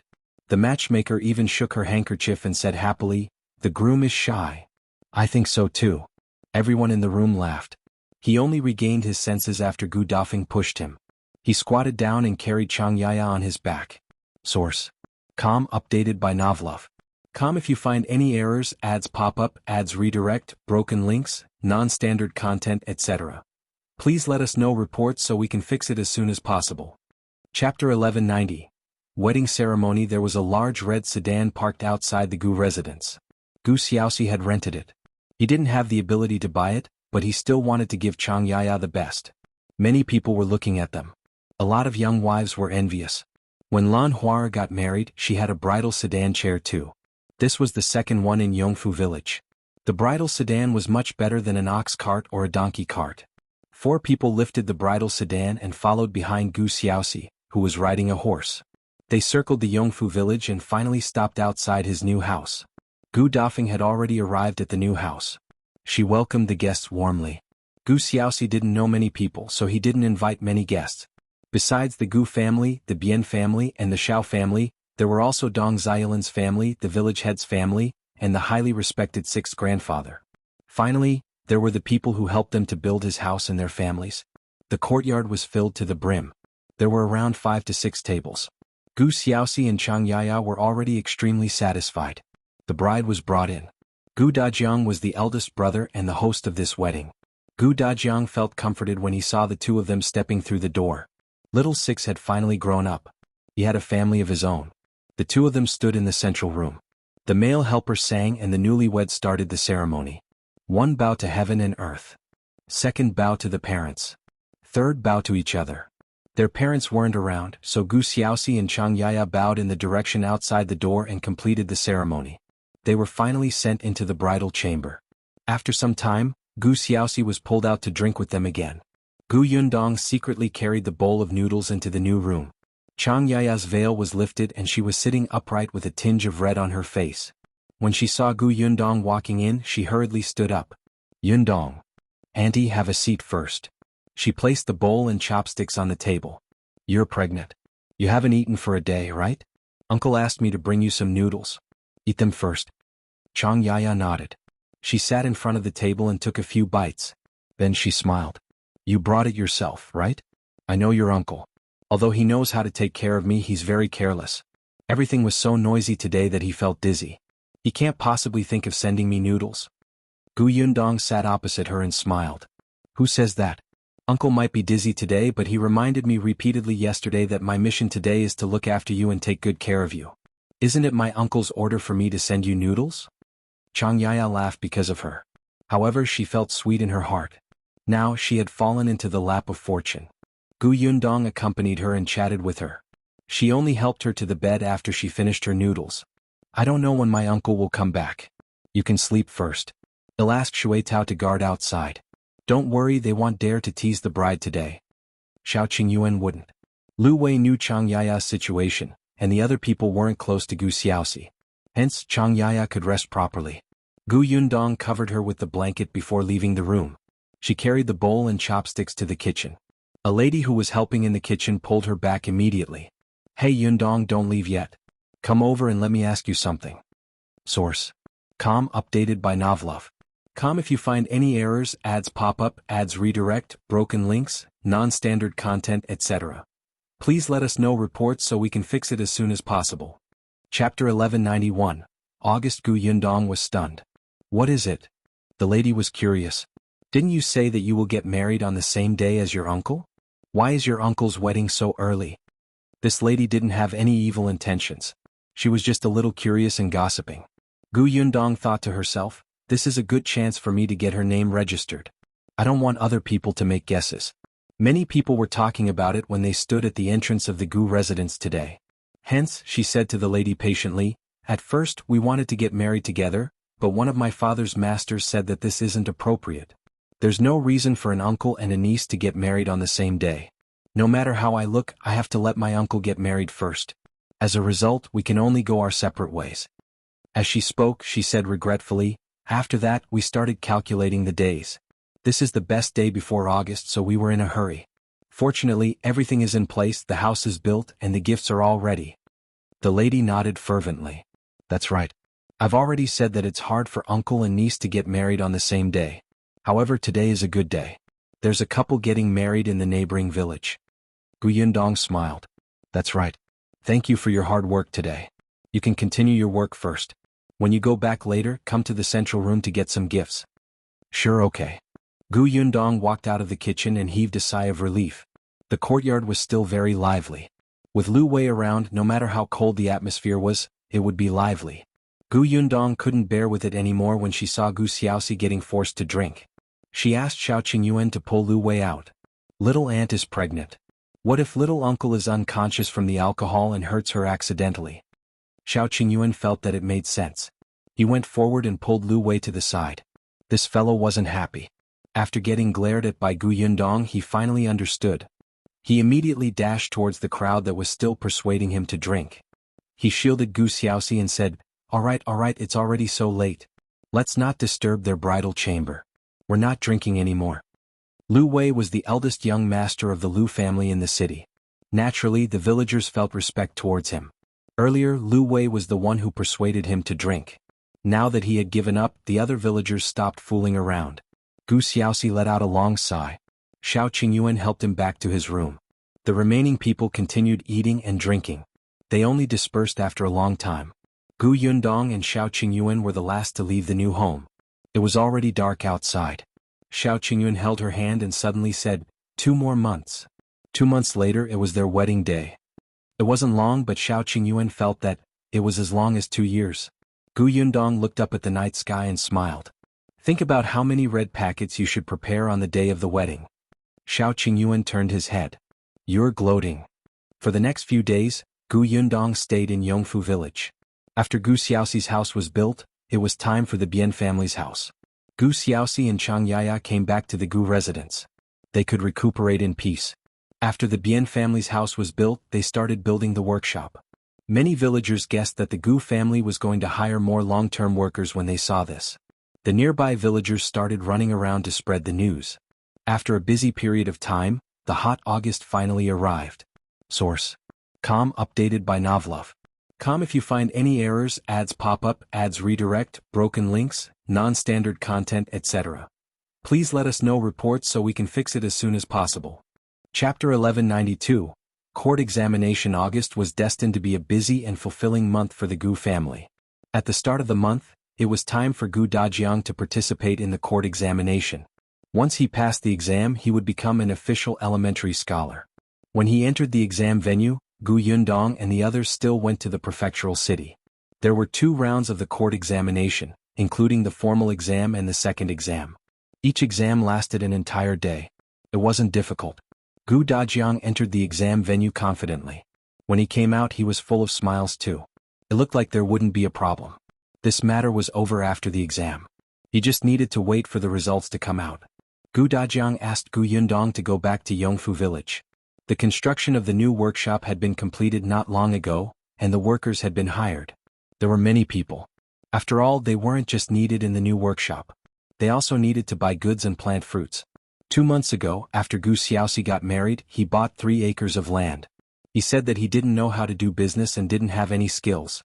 The only thing he was good at was farming. Gu Yundong didn't stop him. Her uncle had his own choice, even though she had once suggested that he work in the workshop. At that time, Gu Yundong also bought a large piece of land from a nearby village to grow sugar cane. Hence, there were at least 200 to 300 people under Gu Yundong's command. There were many things to settle and it was much more complicated. Besides promoting a few capable people to be managers, she also needed to recruit knowledgeable people. Thus, Gu Yundong brought little Kiki back to Yongfu village first. Unexpectedly, the moment she reached home, Chen Liang came over. There was excitement in his eyes as he looked at her. Yundong, your father has completed the court examination, right? How's his result? Did he pass? Gu Yundong was caught between laughter and tears. Uncle Chen, he just left the exam venue yesterday. His results will only be out in 5 to 6 days. How can it be so fast? Another 5 to 6 days? Chen Liang was a little disappointed.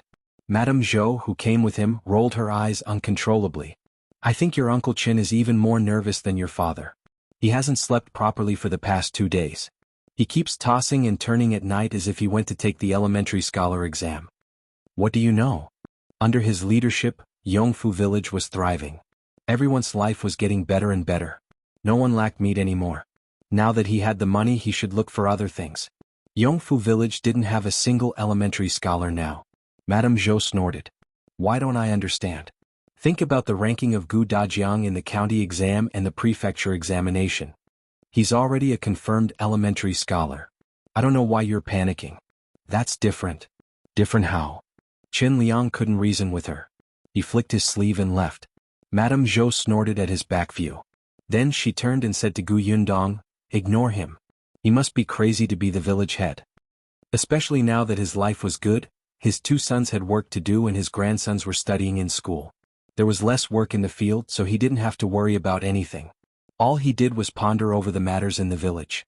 Not long ago, he wondered if he should open a private school in the village. Oh right, Yundong, when are you going to buy mooncakes? It's almost the Mid-Autumn Festival, so I want to buy something good this year. I'll go with you.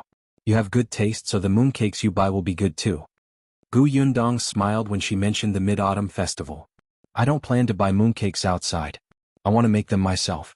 However, our workshop is distributing mooncakes. We need to buy those mooncakes in the city.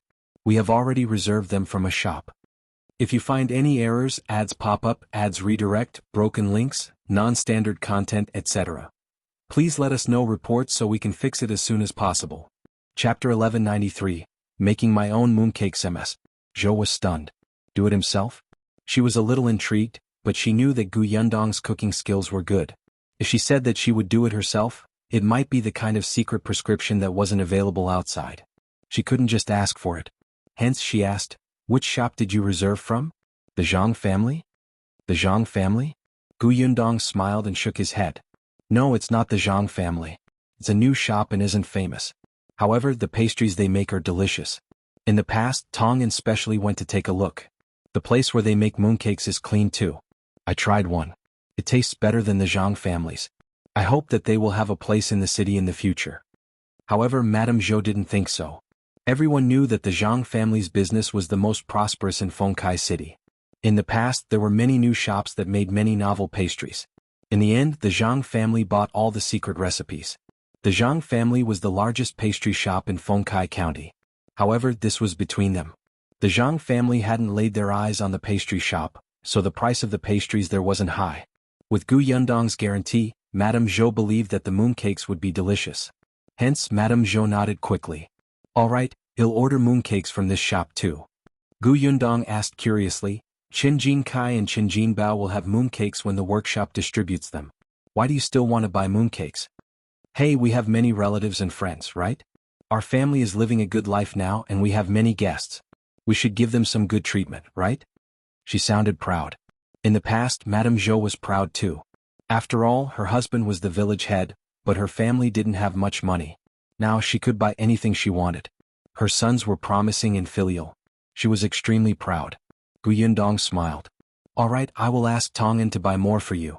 All right, thank you. I'll go back first. Madame Zhou saw that she was tired after coming back, so she went back after a few sentences. On the other hand, Kiki looked at her excitedly. Sister, are we making mooncakes ourselves? That's right. Do you want to learn? Yes, yes. Gu Yundong hurriedly held her chin when she saw her nodding her little head too forcefully. She laughed and said, I knew that you're a foodie. I'll look for you after I have the ingredients. Okay. The young lady grabbed her hand with her soft little hand and walked into the house happily. The next day, Gu Yundong went to buy ingredients. Then she brought Kiki and Shin Sidian to the kitchen to get busy. Chang Yaya took a stool and sat at the door to help pick up the green beans. Gu Yundong planned to make ice cream mooncakes. She had prepared the molds. Last year, during the Mid-Autumn Festival, she wasn't at home and the mooncakes weren't made. This year she mustn't miss it. Kiki took the molds and looked at them curiously. She widened her round eyes and asked, Sister, what are these? You will know in a while. Gu Yundong poured a bowl of glutinous rice noodles and said to her, Come, add some water for me. Okay. The young lady hurriedly put down the molds and ran to her side. She grabbed the water ladle and carefully released the water bit by bit. Gu Yundong was extremely patient. She waited for her to take her time. This young lady loved to cook. She might be able to work in this trade in the future. However, she was still young. She would take her time and see if she could find a master chef in the future. After filling the water, the young lady raised her head and smiled at her with her small mouth. Her soft and cute voice melted Gu Yundong's heart instantly. If you find any errors, ads pop up, ads redirect, broken links, non-standard content, etc., please let us know reports so we can fix it as soon as possible. Chapter 1194. The one in her body is a little brother. Gu Yundong mixed the batter and left it there. Then she started making the filling. The young lady secretly took some and stuffed one in her mouth. Then she ran to Chang Yaya's side and stuffed one into her mouth. Little aunt, my younger brother wants to eat. Chang Yaya smiled. The young lady always said that the child in her stomach was a little brother. There was an old saying that children had spiritual power so they could tell if the child was a boy or a girl.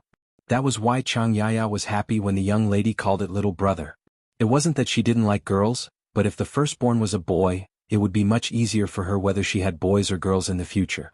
At least no one would gossip. Gu Yundong felt that it was hard to say.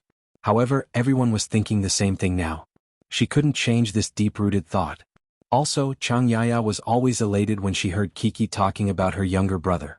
If Gu Yundong stopped her, she might think that there was something wrong with the baby's gender. After all, Chang Yaya's body was weak and her pregnancy wasn't stable. The only thing she could do now was to enlighten her and remind her uncle so that he could express that he liked both boys and girls. Actually, Gu Xiaoxi preferred girls. One could tell it from his attitude towards Kiki. He loved to hug her the moment he came back. Sometimes he even angered the young lady. Gu Yundong glanced at Chang Yaya and noticed that her eyes were indeed smiling. Her mood seemed to have gotten better, so she kept quiet. She turned and continued making mooncakes. In the afternoon, the finished mooncakes filled up the entire central room. The amount she made was a little big. After all, there were many people in the family, so she had to give some to others. Fortunately, she didn't do all the work by herself. Later, Shao Qingyuan came over and she passed all the laborious work to him. Gu Yundong didn't feel anything wrong about it. Shao Qingyuan glanced at her from the corner of his eyes and started working without any complaints. After they were done, she asked someone to send some mooncakes to the Zhang family, Qinliang's family, and the sixth grandfather's family. As for the Lu family in the county city, as well as the Nye family and the Dai family in the prefecture city, Gu Yundong asked Qin Jinbao to deliver the goods the next day. When Qin Jinbao came back, he didn't just bring return gifts from those families. He also brought the mooncakes she ordered in the city. The people in the workshop got excited when they saw the 2 carts filled with items. Especially the workers who were just recruited last month. Their eyes lit up. They had long heard that the Gu family workshop would send gifts every holiday, especially during the New Year. The New Year's goods were even more sumptuous than the ones they bought at home. One look and you could tell that these mooncakes were extraordinary. As expected, Tongan waited for the carriage to go to the Gu residence. Then he entered the workshop and said to everyone, "It's almost the Mid-Autumn Festival. Everyone has been working hard these few days. Hence, the boss has decided to give everyone 2 tubes of mooncakes to bring back to celebrate the reunion with your families. Oh, the crowd got lively. Every time their boss gave them something, they would feel as if they had hit the jackpot. They were extremely excited. Tongan smiled and shook his head. He continued, after work in the afternoon, everyone will go to the entrance of the Gu residence and line up to receive the mooncakes. Don't be late. Keep order. Do you hear me? Yes, Manager Tong. Tongan waved his hand and left. At this moment, there was already a queue at the entrance of the Gu residence. Gu Yundong placed tables and chairs in the front courtyard and asked them to come up one by one to take the mooncakes after registering their names. If you find any errors, ads pop up, ads redirect, broken links, non-standard content, etc., please let us know reports so we can fix it as soon as possible. Chapter 1195. He did it. The workers in the workshop had to finish their job first, but the fruit farmers in the garden didn't need to wait. To prevent them from getting crowded with the workers later, Gu Yundong asked Zhou to bring them over first.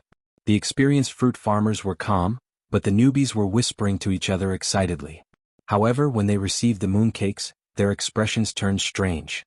They didn't say anything in front of Gu Yundong. They only gathered together and started discussing softly after they walked out of the door. Why haven't I seen such mooncakes before? Aren't they from the Zhang family? No, the Zhang family's mooncakes have different packages. I've never seen them before. The other pastry shops in the city aren't like this either. Really? Did she buy them from the prefectural city? In your dreams. How can they be transported back from the prefectural city? I've asked around.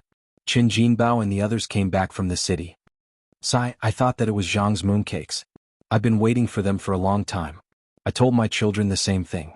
They're waiting for me to bring the mooncakes back, but the Gu family is quite wealthy, right?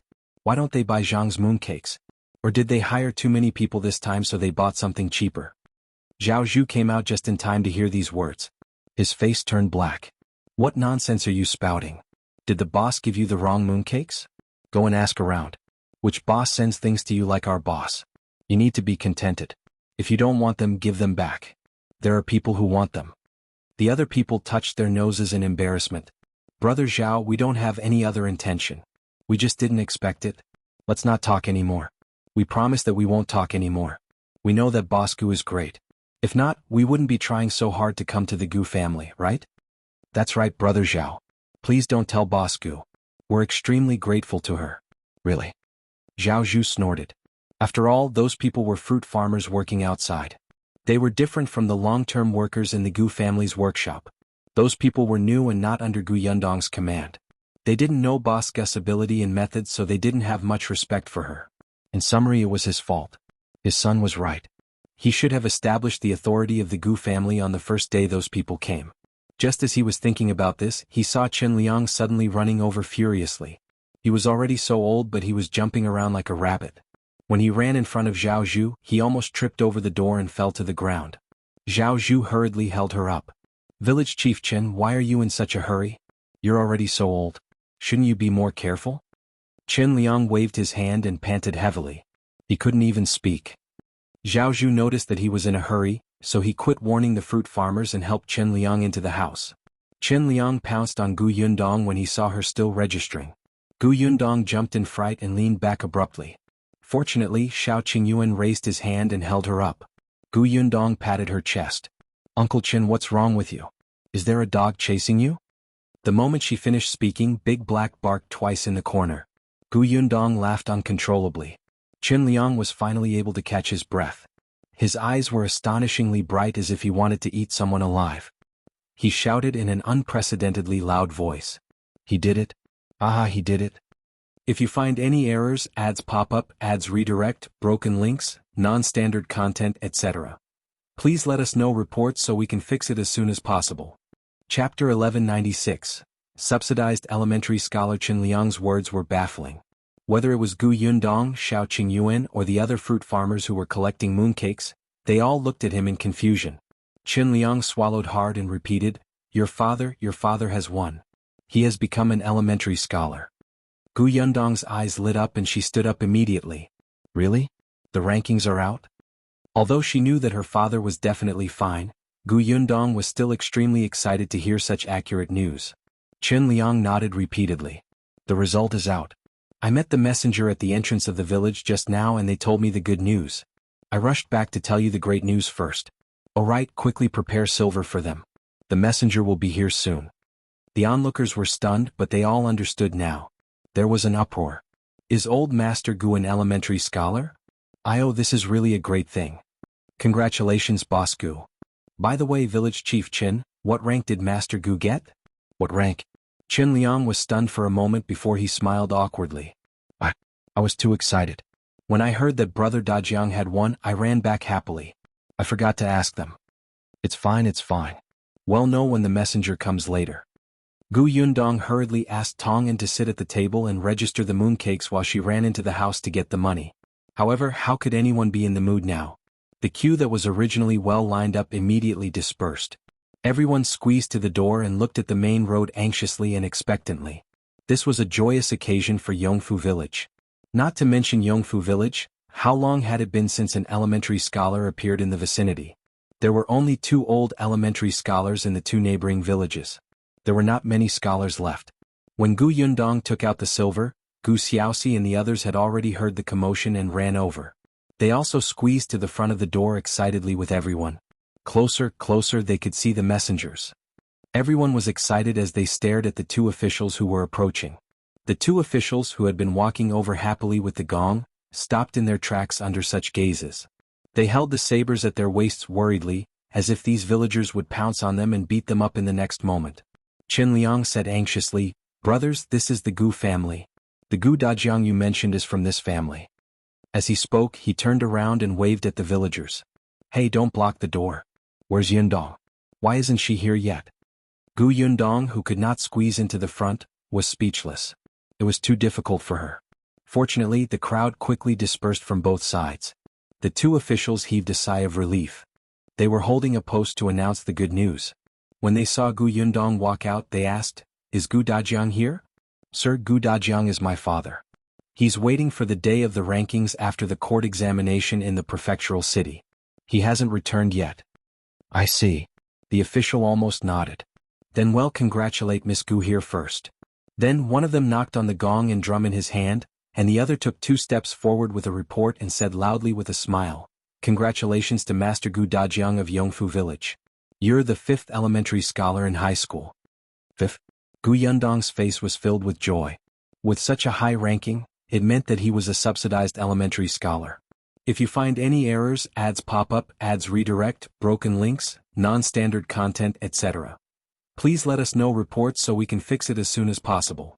Chapter 1197. Madame Zhou's exclamation, "Thank you for making this trip. Thank you for your hard work." Gu Yundong was overjoyed and hurriedly handed over the pouch in her hand. "This is the money for your drinks. Miss Gu is too polite." The 2 of them received the money. They had rushed from the county city to Yongfu Village to report the good news because of this small amount of money. Only they were well informed and knew that the Gu family's conditions were not bad. They would definitely be generously rewarded. The 2 of them touched their pouches and quickly realized that there were a few pieces of silver inside. Compared to some families who offered 10 copper coins to send them away, it was much better. Gu Yundong invited them.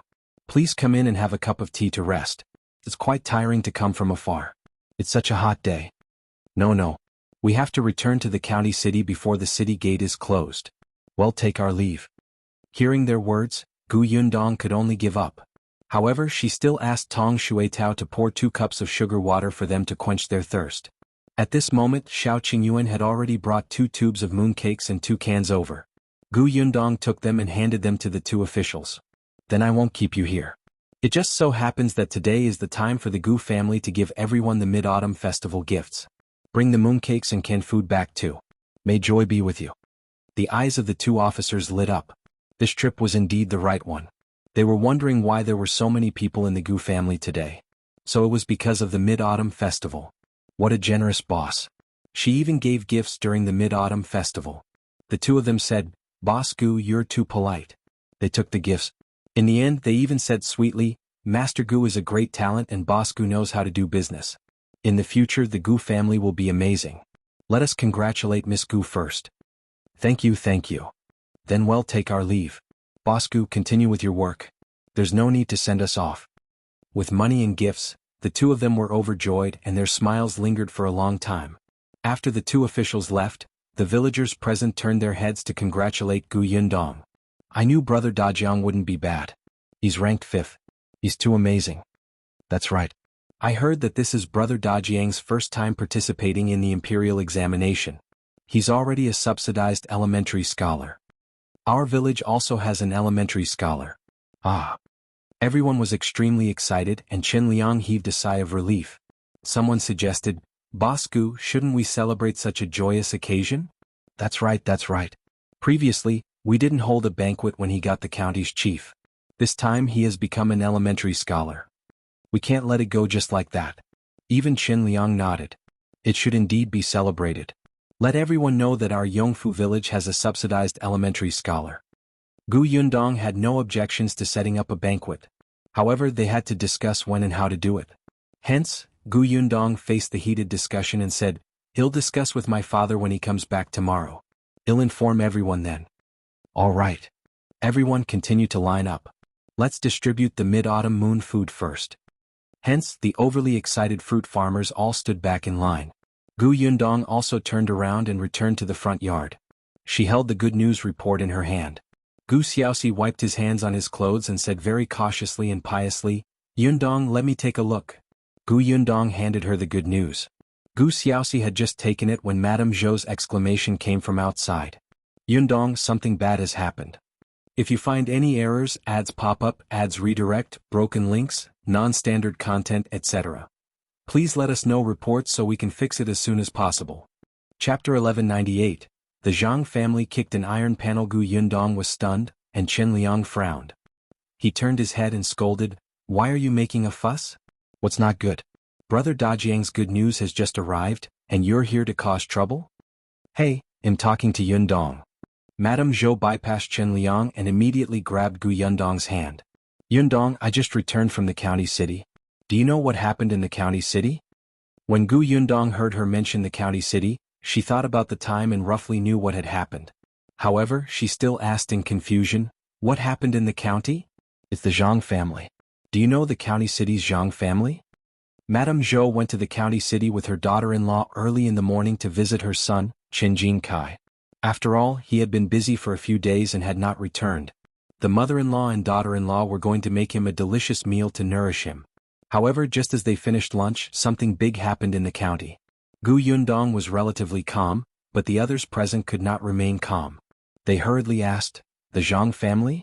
Is it the Zhang family who sells pastries? What happened to the family? That's right. Sister-in-law Zhou, tell me quickly. What exactly makes you so anxious? Madame Zhou slowly exhaled, her eyes bright as she finally said, If I tell you, don't be too surprised. The Zhang family I was talking about is indeed the Zhang family that sells pastries. Speaking of which, their family is considered a big family in our county. Those pastries are famous in the county, but do you know where they got those novel pastries? Didn't they say that the Zhang family is generous and bought all the new and delicious pastry recipes from other families? Madame Zhou slapped her thigh. What? How were they bought? They were simply snatched. As she spoke, she began to get excited. You don't know, but recently, a new pastry shop has opened in the county. The pastries made by that pastry shop are delicious, cheap, and especially novel.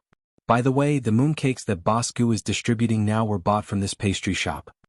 Everyone was stunned and looked down at the mooncakes in their hands. Madame Zhou continued, Boss Gu has good taste. Back then she saw that the mooncakes in this shop were better than the Zhang family's, so she made a reservation. Unexpectedly, when the Zhang family saw that the business of this shop was good and there were many people buying it, they had an idea and wanted the secret pastry recipe of this shop. When others buy secret recipes, they have to at least offer a suitable price and both sides have to be willing. However, the Zhang family doesn't think so. The Zhang family can let you open a shop in the county city, but the business of the pastry shop can't be better than theirs. Otherwise, they will be going against the new arrivals. They want the secret recipe of this shop, but they don't have any sincerity at all. They threw 10 taels of silver to buy the secret recipe of others. Tell me, is this humane? 10 taels of silver? Everyone was in an uproar. They looked at the mooncakes in their hands. Just the number of mooncakes that the Gu family had ordered was worth 10 taels, right? Moreover, there were others. The Zhang family was dreaming.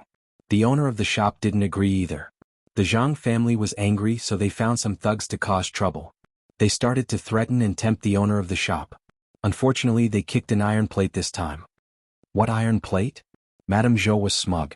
She snorted and said, although this shop is not famous or eye-catching, you definitely won't be able to guess who the owner behind this shop is. If you find any errors, ads pop up, ads redirect, broken links, non-standard content, etc., please let us know reports so we can fix it as soon as possible. Chapter 1199. Vomited. Who? Madame Zhou said mysteriously, the owner of this shop is from the capital. His family is this. She gave a thumbs up and everyone was instantly enlightened. His family had a high-ranking official? No wonder. The Zhang family had indeed kicked an iron plate. Yundong knew this better than Madame Zhou. This shop had just been opened not long ago, and the owner was invited over by Wenzheng. They had indeed opened a pastry shop in the capital. Not only the capital but there were also other places. On the other hand, Shuanhe Prefecture had yet to open a branch. Logically speaking, if they wanted to open a shop here, they would definitely choose Shuanhe Prefecture. However, the owner of this shop had some ties with Wenzheng. Wenzheng asked them to come over and help him. He directly opened a shop in Fengkai County first. It would be convenient to open it in Shuanhe Prefecture in the future. The other party's request was for Yundong to supply them with white sugar. It wasn't just the white sugar needed for the pastries in Fengkai County, but also white sugar from the other 3 branches in the capital. Although they could also buy it in the capital, there were many high-ranking officials in the capital. The supply of white sugar could not meet the demand. Their demand for pastries was huge, so they could not snatch enough. Yundong agreed without thinking. She had just built a new workshop and the production of white sugar had greatly increased. It was not a problem to supply them. Moreover, the price offered by the other party was not low. It could be said that this was a situation where all 3 sides won. Hence, the pastry shop opened in a low-key and luxurious manner. At first, the Zhang family didn't take it seriously. However, when the Mid-Autumn Festival arrived, this pastry shop suddenly became popular. Therefore, the Zhang family began to panic. Do you think it's possible for the Zhang family to deal with the owner of this shop? Madame Zhou's voice pulled her back to her senses. Yundong also listened. Madame Zhou said, as soon as the Zhang family threatened them, the owner of the shop knew and immediately took down the Zhang family. Not only that, but they also reported it to the officials. In 2 days they found out a lot of dirty things about the Zhang family. It turns out that the Zhang family's secret recipes were snatched from others like this in the past. Some people were unwilling to give it away, so the Zhang family directly hurt them. As she spoke, Madame Zhou's voice suddenly lowered. I heard from someone on the street that 2 families were poor and set up a stall on the road to sell the pastries they made. In the end, the Zhang family took a fancy to them. Not only did the Zhang family destroy their stall, but they also snatched their secret recipes. In the end, they killed them to silence them. Wow! Everyone exclaimed, really? Madame Zhou waved her hand. I heard it on the streets. How would I know if it's true? But I think it's most likely true. Otherwise, why would the government go and arrest the Zhang family? The Zhang family has been arrested? That's not all. I heard that those officials went to the Zhang family's bakery to make pastries. That bakery was extremely dirty. There were many flies and insects crawling on the pastries. It was disgusting. There was dirty and rancid water in the corner that could not be smelled. There were also people working in the workshop whose fingers were dirty. An official had just bought the Zhang family's pastries 2 days ago. When he saw this scene, he vomited. Ugh. Someone beside him couldn't help but retch. The expressions of the fruit farmers who were complaining about Yundong not buying the Zhang family's mooncakes changed and they almost could not stand still. After a while, they rejoiced in their hearts. Fortunately, their boss was wise and decisive to buy this shop with a strong backer. Otherwise, they would vomit after eating the Zhang family's mooncakes. If you find any errors, ads pop up, ads redirect, broken links, non-standard content, etc., please let us know reports so we can fix it as soon as possible. Chapter 1200. The end of the Zhang family. They were not the only ones. There were also many fruit farmers who had doubts in their hearts. Now they admired Yundong even more. Just now, Madame Zhou had said that the mooncakes in their hands were personally tried by the boss and tasted better than the Zhang families. Speaking of which, they had profited. Someone wanted to know what happened next and quickly asked Madame Zhou, what happened after that? Madame Zhou shrugged. Later I came back. Then you don't know anything about the Zhang family's ending? How would I know about the Zhang family's ending? I heard it from the people on the street. I asked around. As for the rest, it was the government's business. What did it have to do with her? Everyone was a little disappointed when they heard that. However, the discussions continued. Tong and called for everyone to collect the mooncakes first. Shao Qingyuan whispered into Gu Yundong's ear, Shaowen has been in the county city for the past few days. We'll know when he comes back tonight. Gu Yundong nodded. The Zhang family had to be dealt with. They had helped the Tao family do such a thing, so Qin Wenzheng naturally could not let him off. However, she could not use the excuse that she had colluded with the Tao family as an excuse, so she started with the pastries. In the past 2 months, Qin Wenzheng had long figured out the Zhang family's background. He knew about the dirty things they had done, so he would definitely hit them in one blow and not leave a way out for the Zhang family. Once the Zhang family was finished, the Tao family would take action. After the mooncakes were distributed, the workers in the workshop went back. However, Yongfu village was extremely lively that day. Firstly, the Gu family had given out the Mid-Autumn Festival gifts. Secondly, Gu Dajiang had become an elementary scholar. Thirdly, something big had happened to the Zhang family. Each of these 3 things was enough to make people talk about it. On the Gu family's side, they had a happy dinner. Then Gu Xiaoxi pasted the good news report with Gu Dajiang's status as an elementary scholar written on it in the middle of the central room. Gu Yundong was speechless. Only then did she know that nowadays, everyone acted like they were given prizes as students. They would post the good news in the most conspicuous place in the hall. Firstly, it could bring honor to their ancestors, and secondly, it could be seen by visiting guests. It could be seen how much everyone valued the imperial examination. Gu Xiaoxi asked everyone if it was in the right position. The people below were all looking into it. It was Gu Yundong who said, Uncle, this is the good news of the elementary scholar. If you want to paste it in the middle, where do you plan to paste the good news reports of the high scholar and honorable scholar in the future? High scholar? Honorable scholar? Yes. His elder brother was very good at studying and definitely wouldn't just be an elementary scholar. He had to be more far-sighted. How could he be like a kid who had never seen the world? Gu Xiaoxi coughed lightly. Then how about this? Well, stick it to the left side. He gestured and asked Gu Yundong, this position is conspicuous enough. We've also made room for the good news reports to come. Gu Yundong nodded and Gu Xiaoxi pasted it. Shaowen came back at this critical juncture. Gu Yundong was very concerned about the Zhang family's fate and immediately turned around to gather information. She did not even hear Gu Xiaoxi calling her from behind. Shaowen was already reporting to Shao Qingyuan. He stopped when he saw Gu Yundong coming over. How is it? How's the Zhang family? Shaowen said, the Zhang family disregarded human lives. The government found out that they killed 3 people for their own selfish gains. Moreover, in order to expand their business, they used improper methods to harm many poor commoners and legitimate businessmen. There was even a huge danger to the Zhang family's workshop that threatened the health of the entire county. Therefore, old Master Zhang and his son, who had human lives in their hands, were sentenced to be beheaded and their wives were to be exiled. What about Zhang Jiao and Lu Wei's marriage? If you find any errors, ads pop up, ads redirect, broken links, non-standard content, etc. Please let us know reports so we can fix it as soon as possible. Chapter 1201. Madame Tan is pregnant? If the Zhang family was dealt with, it was very likely that Zhang Jiao would implicate the Lu family to prevent herself from being convicted. As expected, Shaowen said, Zhang Jiao said that she's the daughter-in-law of the Lu family and that she's not a member of the Zhang family. She doesn't admit to these crimes of the Zhang family. She wants the Lu family to save her and marry Lu Wei as soon as possible. Gu Yundong almost choked on her saliva. This shameless woman. But she didn't know that old Master Lu made a deal with old Master Zhang in advance. Shaowen said.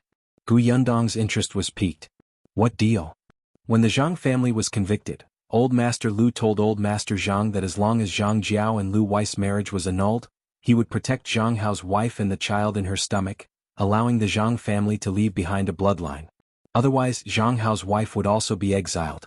One could imagine what would happen on the way of exile. Old Master Zhang agreed. He did not expect his weak daughter-in-law, Madame Tan, to suddenly feel unwell when she was locked in the cell to wait for the verdict. A doctor came and diagnosed her with a pregnancy. This was a huge surprise to him. Therefore, be it old Master Zhang, Madame Zhang, or Zhang Hao, the 3 of them tried their best to protect the child in Madame Tan's belly. However, after the Zhang family's accident, the people who were on good terms with them in the past turned a blind eye to them. Old Master Zhang had no choice but to target the Tao family. However, although he was helping Master Tao, he did not know why Master Tao wanted so much food. He had no evidence. Moreover, Master Tao had sent someone to secretly tell them that as long as they did not speak nonsense, someone would take care of Madame Zhang and the others who had been exiled. Otherwise, not only would they die but the rest of the Zhang family would also die. Old Master Zhang believed it, so he did not dare to reveal anything wrong with the Tao family. He knew very well that even if he did, he would not be able to bring down the Tao family. But now he did not let the Tao family save the father and son. He only wanted to protect Madame Tan and the child in her belly. Perhaps it was feasible?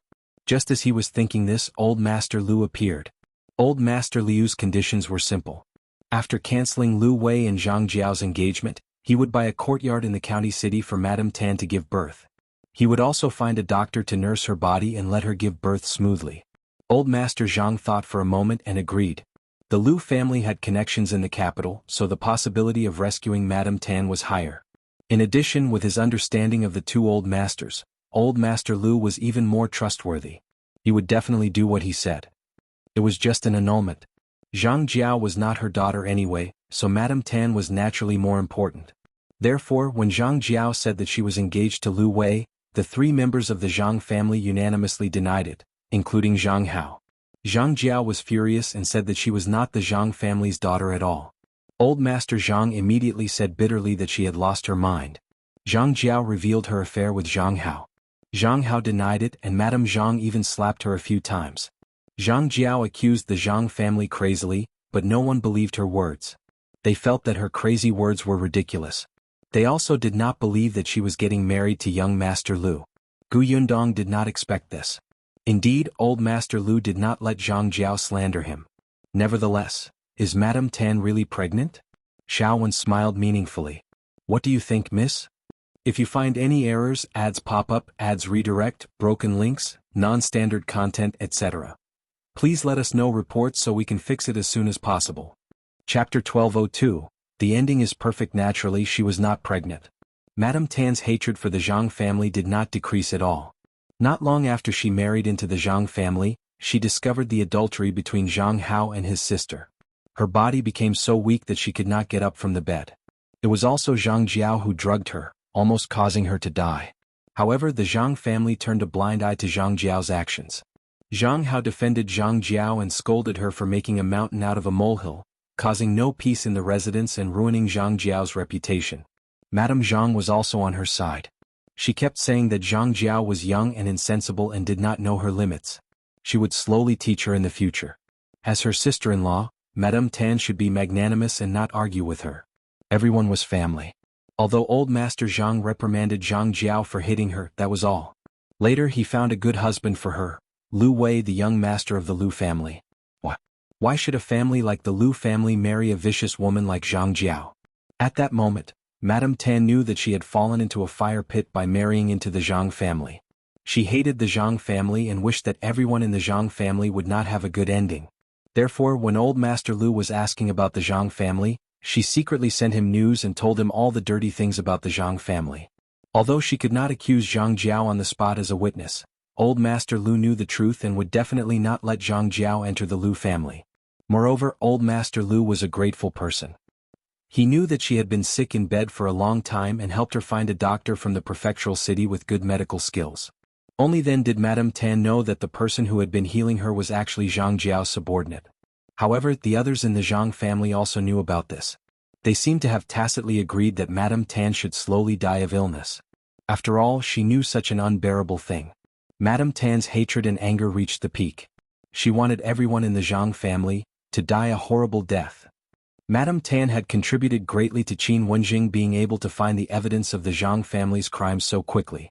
As Zhang Hao's wife, it was much easier for her to know some things. In that case, she would be the hero. Qin Wenzheng had originally wanted to protect her. It was just perfect to use this matter to get the Zhang family to agree to annul Liu Wei and Zhang Jiao's marriage. The Zhang family would have to thank the Liu family for this. Wouldn't it be killing two birds with one stone? Madame Tan was not pregnant. She was just using this matter to get herself out of trouble. She asked Zhang Hao for a divorce letter. For the only bloodline of the Zhang family, Zhang Hao agreed to divorce her on the spot. As for how Madame Tan would live in the future, she had already made arrangements. She did not have to worry. Yundong nodded repeatedly. The ending is considered perfect. Shao was extremely excited. Wasn't that so? Master Qin was really a talent. By the way, Master Qin said that we have to deal with the Tao family next. How do we deal with them? Using the Tao brothers, Tao Feng and Tao Yan, Shao said. Master Qin said that we can't let the people behind the Tao family know that we have already investigated the Tao family, so we might as well let people think that the Tao family has internal strife and cause the Tao family to change owners. If Master Tao and Tao Xing are harmed, we might be able to lure out the people behind them.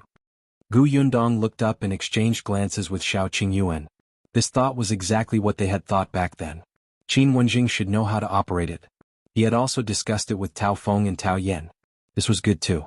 Tao Feng and his brother were having a hard time in the Tao family now, so they probably did not mind Qin Wenzheng's actions.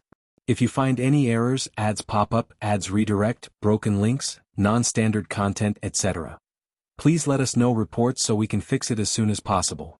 Chapter 1203, Mid-Autumn Festival Reunion. But Gu Yundong was not in the mood to pay attention to these things. The next day Gu Dajiang returned with Madame Yang and Bian Han. Enku came back with them. She planned to stay until Gu Yundong was married before going back. As soon as Gu Dajiang arrived home, Chen Liang and many villagers came to congratulate him. Not only that, but the county also sent over reward money and praised Gu Dajiang. After this commotion, the villagers asked about the celebration. Gu Dajiang had thought about this before. At the end of the month, it will be Yundong and Qingyuan's wedding. I think we can just hold a banquet together. Chen Liang did not expect him to have such a plan and was a little surprised. Brother Qin, I'm only an elementary scholar after all. I shouldn't make a big fuss. Moreover, if I stage one now and another at the end of the month, not only will everybody be tired, I will also be criticized by many people. Chen Liang thought about it and felt that it made sense. You're the most considerate. On the other hand, many villagers were a little disappointed. I thought I could have 2 wedding banquets. Why is Gu Dajiang so petty? It was said that the son of a family in town had also become an elementary scholar, and his ranking was not very high. His family even planned to hold a banquet for 3 days. Gu Dajiang was even a subsidized elementary scholar. Why was he so stingy? Still keeping a low profile? He had already passed the elementary scholar examination. Shouldn't he publicize it everywhere? What was there to hide? If it were them, they would have played gongs and drums and wished they could tell everyone. However, everyone could only think about it in their hearts. After congratulating him, they left. Chen Liang shook his head when he saw this. These people only wanted to eat. After everyone left, Gu Dajiang heaved a sigh of relief and entered the central room. Just as he sat down, Kiki came in with a plate of food. What's this? Mooncakes, the little girl said proudly. Big sister and I made them together. They're delicious. I ate 3 today. Gu Dajiang frowned and looked at the large mooncake in his hand. He said, You ate 3 of them? Won't your stomach be bloated? What if you suffer from indigestion? Gu Yundong laughed uncontrollably at the side. Father, she cut a mooncake into 3 pieces and ate them as 3. Gu Dajiang was speechless. He was getting old and didn't understand what children were thinking these days. On the other hand, Madame Yang hugged the little girl in surprise and said, Kiki is so awesome and smart. Then he'll cut it into 3 pieces too. This way it's equivalent to me eating 3. The little girl held her face with her chubby hands and looked shy. Mother, don't praise me like that. Although I know I'm very smart, you have to be more tactful next time. Oh, okay. Madame Yang immediately nodded. Kiki, everyone says you're so smart. Gu Yundong was about to die of laughter from these 2 people. Mother, is this your way of being tactful? Gu Dajiang shook his head helplessly and looked at the mooncake in his hand. I've never seen such a mooncake before. It looks quite delicious. He took a bite and his eyes lit up slightly. It was indeed not bad. The day after Gu Dajiang returned was the Mid-Autumn Festival. It was rare for the Gu family to be reunited like this. Now, it could be considered a true reunion. Therefore, this Mid-Autumn Festival was especially precious and meaningful to the Gu family. If you find any errors, ads pop up, ads redirect, broken links, non-standard content, etc., please let us know reports so we can fix it as soon as possible. Chapter 1204. Avoid meeting before marriage. Gu Yundong had long prepared mooncakes, pomelo, oranges, glutinous rice round cakes, melons, fruits, hairy beans, wine and other offerings for the moon. When the moon came out at night, Shao Qingyuan moved the huge table to the courtyard. Everyone immediately got busy and placed the offerings on the table. The moon-worshipping ritual also had a process, but the countryside was not so particular. After a small ritual, everyone sat on mats under the moonlight and began to drink and chat. The wine was fruit wine. Gu Yundong even concocted a few drinks for the children to drink. It was rare for the entire family to calm down and chat together. Gu Dafeng was very happy. He took a sip of fruit wine and said, "In the past I was always busy earning money. I never thought that there would be such a day." Gu Yundong turned to look at her. "How's eldest aunt's business recently?" Speaking of this, Gu Dafeng was even happier. She suddenly clapped her hands and said, "Everything's great. There are really many rich families who want slides. My husband took on a lot of work and even took in a disciple." Gu Yundong was surprised. "Disciple?" Bien Han waved his hand. "What disciple?" "It's that little six." "Little six?" Gu Yundong thought for a long time and the corners of her mouth twitched. "That local tyrant?" "Yes, he's probably afraid of you, so he takes good care of our family. The last time I went out, I walked for a long time and was a little uncomfortable. When he saw me, he immediately helped me home. Later he helped me a few times. He can't be considered my disciple. He just helped me. I paid him some money." One had to know that in this day and age, being someone's disciple meant working for nothing. "Then will the local boss agree?" Gu Dafeng shook her head. "I heard from Little Six that he seems to have fallen out with their boss." Gu Yundong was speechless. All right, they would settle this matter themselves. However, the prosperity of her uncle's business was still worth celebrating. Presumably, not long after, their shop would be able to open. Everyone clinked glasses and talked about Gu Xiaoxi. He was quite busy now. Perhaps because he had a family and children, he worked very hard. Seeing that his brother and sister had a promising future, he was anxious too, but he really did not have the ability. Wasn't there an old saying that one should eat as much rice as one could? He felt that farming was not bad. At least for now, he wanted to serve his few acres of land well. Everyone present supported his idea. It was good to be down to earth. With such a calm heart, who would say that she was useless in the future? Gu Dajiang ate a mooncake and narrowed his eyes at the moonlight above his head. He was very satisfied. That night, the Gu family chatted until very late. When Shao Qingyuan left, his gaze landed on Gu Yundong for a long time. After tonight, he would not be able to see her again from tomorrow onwards. Yes, eldest Aunt Gu and Aunt Ku said that they should avoid seeing each other before getting married. After the Mid-Autumn Festival, they began to prepare for the wedding banquet. Gu Yundong's wedding gifts were all prepared, and all the specifications were personally monitored by Aunt Ku. The day before the wedding, both the Shao family and the Gu family's courtyard were filled with all kinds of things. Even the tables and chairs had been borrowed and placed in the corner. The entire Yongfu village could feel the commotion. When Qin Wenzheng arrived, he saw the busy Gu family and the villagers who had come to help. Gu Yundong did not expect Qin Wenzheng to come at this time. What she also did not expect was that he had brought someone with him. If you find any errors, ads pop up, ads redirect, broken links, non-standard content, etc., please let us know reports so we can fix it as soon as possible. Chapter 1205. The Tao family changed owner. Gu Yundong was stunned. She looked at Qin Wenzheng and then at the people behind him. The person behind Qin Wenzheng smiled at her and scratched his head. Gu Yundong was familiar with his expression. "Sister Gu, so this is your home? It's so big and spectacular." Gu Yundong suddenly came back to her senses. "Qin Shu? Why are you here?" Qin Shu looked at Qin Wenzheng. "Mr. Qin brought me here. He said that you live here and that you and brother Shao are getting married tomorrow, so I wanted to come and take a look." Gu Yundong quickly stepped aside. "Come in first. Let's talk inside." Qin Shu let out a sigh and walked inside happily. Along the way he looked around the Gu family's large house. He was still as curious as the young man who had just walked out of Qinan village. When he saw Gu Dajiang and the others along the way, he immediately greeted them obediently. The others were also quite curious about Qin Shu. They looked up and sized him up. Qin Shu immediately felt embarrassed. It was not until the three of them reached the study that he slowly exhaled. Gu Yundong poured him a cup of sugar water. Qin Shu took a sip slowly and his eyes widened in joy. "It's delicious." Gu Yundong smiled. "This is made with white sugar. If you like it, I'll give you a packet later."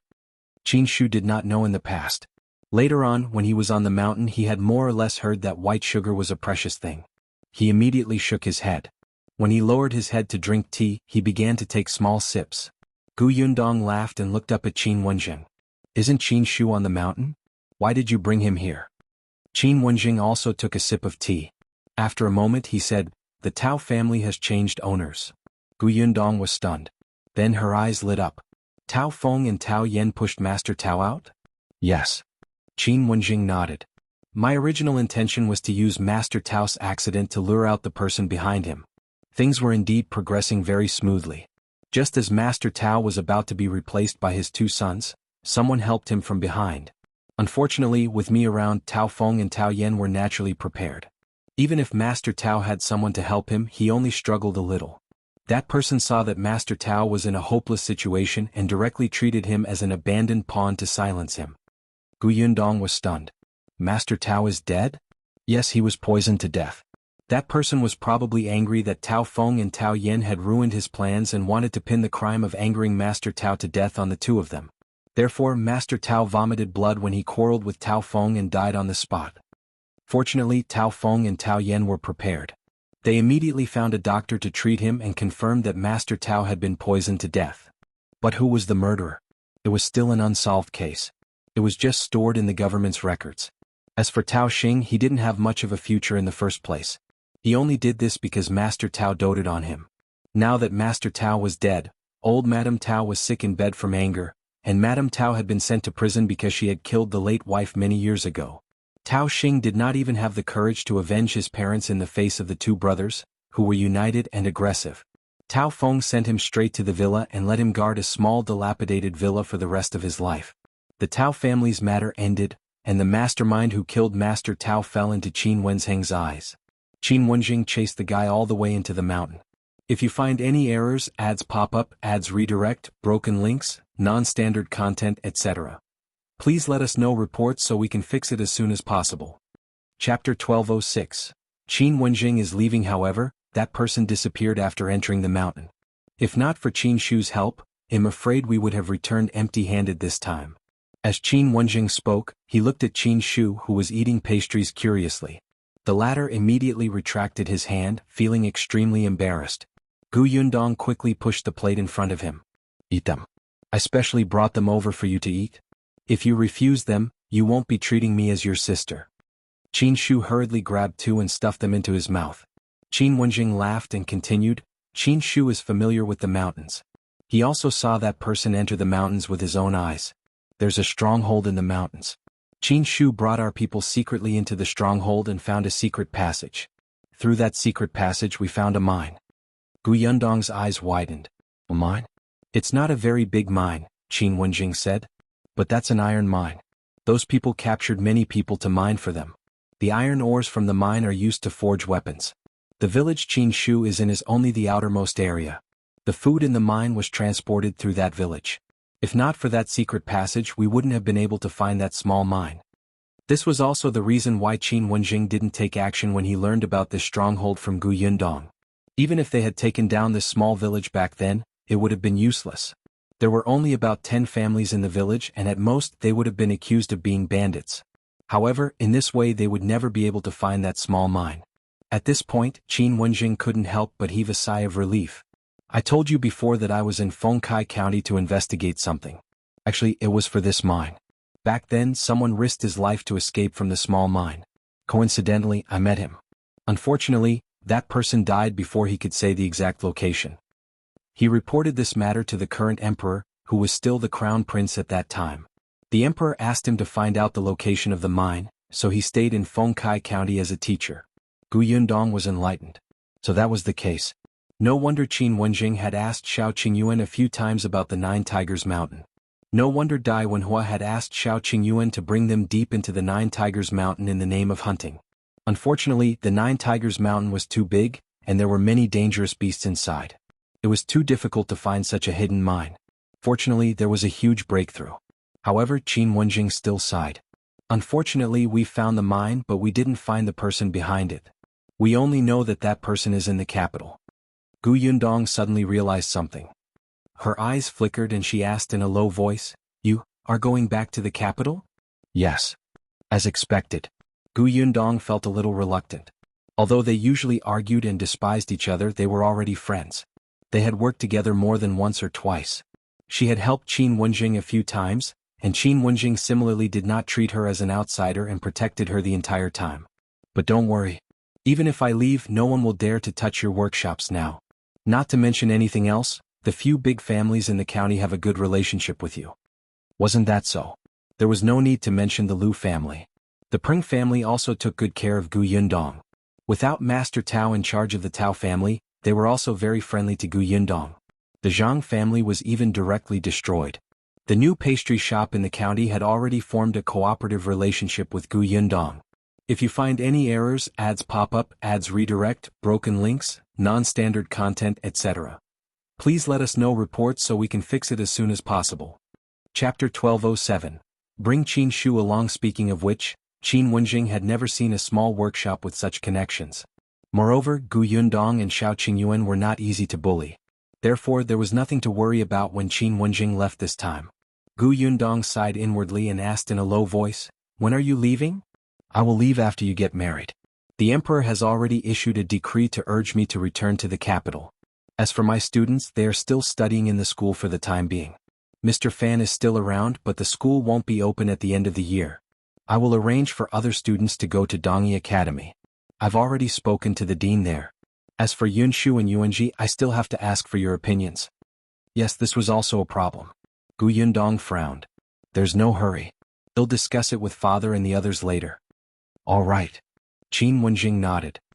He suddenly glanced at Qin Shu and said, "There's one more thing.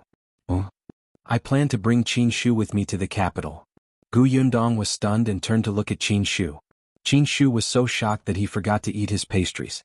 His mouth was full and his face was filled with shock. Obviously he did not know about it before. Seeing that the two people in the study were looking at him, Qin Shu hurriedly wiped the corners of his mouth and swallowed the pastry. He stammered, "Mr. Qin, what did you say? You want to take me to the capital?" "Oh my God, that was the capital. Uncle Village Chief had said that it was under the emperor's feet. It was the most prosperous and desirable place in the Dajin country. He had never even been to the county city before. Now he could go to the capital?" Qin Shu blinked. After a while, he suddenly shook his head and said, "No, I promised Sister Gu that I would follow her to see the world in the future." Qin Wenjing looked at Gu Yundong, who was deep in thought. To be honest, with Qin Shu's personality, he was actually not suitable to go to a complicated territory like the capital. Over there, not to mention Qin Shu, even Qin Wenjing had to be careful not to make a mistake. The people Qin Shu had interacted with in the past were very simple. The most complicated ones were the people in the village. They might have grown a little these days, but the waters in the capital were too deep. However, a person like Qin Wenjing could learn a lot of skills by his side. It was also a huge benefit to Qin Shu. After a pause, she looked at Qin Shu and asked, "Then do you want to go to the capital? Do you want to stay by Mr. Qin's side?" Qin Shu was stunned. Did he want to?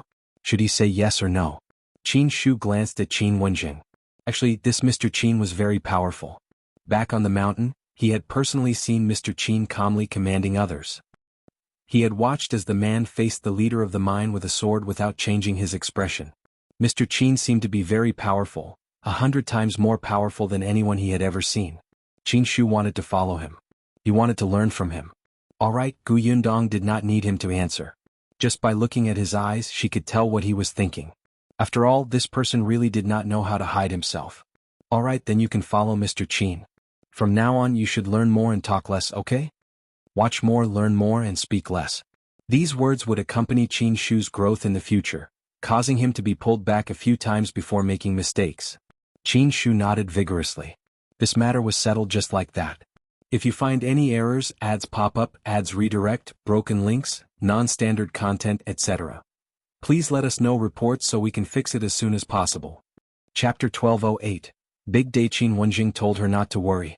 It was not to the extent that he could not even protect Qin Shu. He has made a contribution this time. It's not too much to ask the emperor for a reward. Although Qin Shu has little contact with outsiders, he's sincere. He's actually quite smart. If he's taught well, his future will definitely not be bad. Gu Yundong nodded. Wasn't she thinking the same? However, when he left home, he did not inform the chief of his village. Although I got someone to send a letter to Qin'an village later, it's best for Qin Shu to go back and say goodbye before he goes to the capital, lest they worry. Upon hearing this, Qin Shu immediately stopped drinking tea. He lowered his head slightly and blamed himself. It's all my fault. Qin Wenjing agreed. After we finish your wedding banquet tomorrow, let him go back. After the matter was settled, Gu Yundong still had things to do. As she spoke, the people outside had already called her several times. Gu Yundong opened the door of the study and got someone to arrange for Qin Shu to stay in the Gu residence for the day. Qin Wenzheng left first. Qin Shu was very happy to be able to stay in Yongfu village for a night. Seeing that the Gu family was busy, he immediately helped. In just one afternoon he had actually found out a lot of things. Gu Yundong finally understood why Qin Wenzheng had brought Qin Shu along. This person was simply good at gathering information. But Gu Yundong did not have the time to pay attention to Qin Shu. The night before the wedding, Aunt Ku had chased her to bed early to sleep. The next morning, far before dawn, Aunt Ku dug her out again. She sat on the stool in a daze and let someone put makeup on her. Gu Yundong was completely awakened by the makeup artist's action of twisting her face. The pain was not just a little, it was simply unbearable. However, Aunt Ku and eldest Aunt Gu were pressing on her shoulders, as if they were afraid that she would stand up and kick the makeup artist over. Just endure it. Every bride will have to go through this. Look, after your face is twisted, your appearance will immediately change. Your entire face will be smooth. Gu Yundong was about to cry. Is that so? She raised her hand to touch it, but Aunt Ku slapped her away. Gu Yundong was extremely aggrieved. Her face was full of collagen, and her skin was as smooth as a peeled egg. Why did she need to have her face twisted like this? It was strange. Back then, when little Aunt got married, she was also watching from the side. But she didn't see Auntie in pain. Why was it so painful when it came to her? Fortunately, there was Madame Yang who doted on her. As she blew on her, she whispered, "Dong Dong, I wanted to save you, but there were too many of them. I couldn't beat them. They didn't even allow me to call your father. They're too evil." As she spoke, she got angry and glared at eldest Aunt Gu a few times. Gu Yundong laughed because of her. Ignoring the pain, she held Madame Yang's hand and said, "It's fine. Mother will blow on it for me. It doesn't hurt." Madame Yang laughed. As Gu Yundong watched, all her emotions turned into reluctance. At this moment she had a feeling that she was really going to get married today. Looking at Madame Yang, who was still in a daze, Gu Yundong seemed to have returned to the time when she was escaping from the famine. Madame Yang carried her and walked forward step by step with difficulty. It seemed to be yesterday. "Dong Dong, what's wrong? Does it hurt?" Madame Yang suddenly hit the makeup artist's hand in a panic. "Don't do it anymore. My Dong Dong is hurting. She hurts too much." If you find any errors, ads pop up, ads redirect, broken links, non-standard content, etc., please let us know reports so we can fix it as soon as possible. Chapter 1209. Makeup Gifts. Everyone in the room was shocked by Madame Yang. Eldest Aunt Gu was about to come forward when Gu Yundong hurriedly raised her hand to stop her. She hugged Madame Yang and patted her back gently. She said in a low voice, "Mother, it doesn't hurt. I'm fine. I'm not afraid." Madame Yang slowly calmed down, but she was still worried. She raised her hand and touched her face. The makeup artist was extremely anxious. Afraid that Madame Yang would roughen the bride's face again, she wanted to go forward and persuade her. Eldest Aunt Gu waved her hand. She could only sigh and step back. Gu Yundong comforted Madame Yang before holding her hand. She let her sit beside her and asked the makeup artist to put on her makeup again. Perhaps because their palms were connected, Madame Yang's heart also calmed down. She tilted her head and looked at her, saying, "Our Dong Dong is really good looking. She's better looking than anyone else. It's because mother is good looking that she gave birth to such a beautiful daughter like me." Madame Yang smiled until her eyes narrowed. She turned to look at eldest Aunt Gu and said smugly, "Dong Dong said that I'm good looking." Eldest Aunt Gu did not know whether to laugh or cry. Yes. Of course you look good." As she spoke, her heart ached when she looked at Madame Yang. She was originally a good sister-in-law, but because of those bastards from the Gu family she became like this. Now that Yundong was married as the biological mother, she was still muddle-headed and did not realize anything. In fact, she couldn't even send her daughter off to get married soberly.